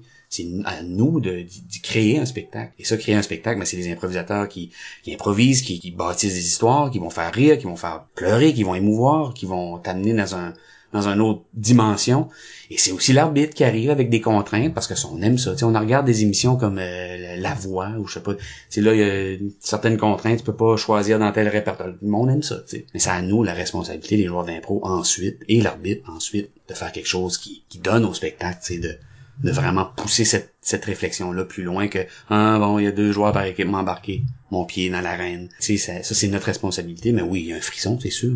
C'est à ça que ça sert, je pense. Après ça, nous, on se crée des challenges avec ça, mais les contraintes, tu sais, un par équipe comparé, 12 minutes, ben c'est pour faire que le public fasse c'est ça. une mix de 15 minutes, un par, tu sais, ou 30 secondes, mix, 4 par équipe. C'est chaque fois, non, mais tu sais, comme, le monde capote, comment qu'ils vont faire ça? Mais c'est à nous de le faire comme du monde, après. Ben, je pense on regarde souvent les catégories comme la chose qui crée de la variété, mais vraiment, c'est toutes les conditions qui créent cette variété-là. Absolument. C'est un spectacle de variété, l'improvisation, puis c'est autant vrai en donnant un nombre de joueurs qu'on voit pas tout le temps, ou même qu'on voit tout le temps, mais que, c'est rien que ça que t'as le droit. C'est une durée différente, une catégorie, même un thème, même le fait que c'est mix ou comparé, ça peut tout changer le reste de l'information. Parce que, c'est une mise en scène, un carton. Absolument. C'est des notes de metteur en scène. En gros, c'est ça que c'est. Puis je pense qu'ils font tout leur travail individuellement pour faire un spectacle de variété. Là-dessus, on va arrêter ça. Mais on vous rappelle tout de même que vous pouvez nous laisser des commentaires par courriel au improvisationnb@gmail.com, sur le blog d'ImproNB au impronb.wordpress.com ou sur les médias sociaux. Nous sommes ImproNB sur Twitter et Instagram et ImprovisationNB sur Facebook. Écoutez tous nos épisodes au complet par l'entremise du blog, iTunes, Spotify maintenant, ou YouTube. Encore une fois, merci à Kevin Doyle pour s'être prêté à l'exercice. Ben, merci à vous autres de m'avoir invité, puis c'était fort plaisant. Puis j'espère que j'ai pas trop parlé. Je parle un peu, mais je vais couper ça au montage. Ouais, comme le bout en ce moment, ça va être coupé, ça, là. Non, ça, on va garder ça, là. Mais ça serait pire si t'aurais pas parlé, par exemple. Ah, ok. Mais non, mais merci, puis ça a été bien plaisant de renouer avec l'impro nouveau. Merci Isabelle. Merci Michel. Et à la prochaine pour un autre entretien avec une vedette de l'improvisation. Ça va être qui?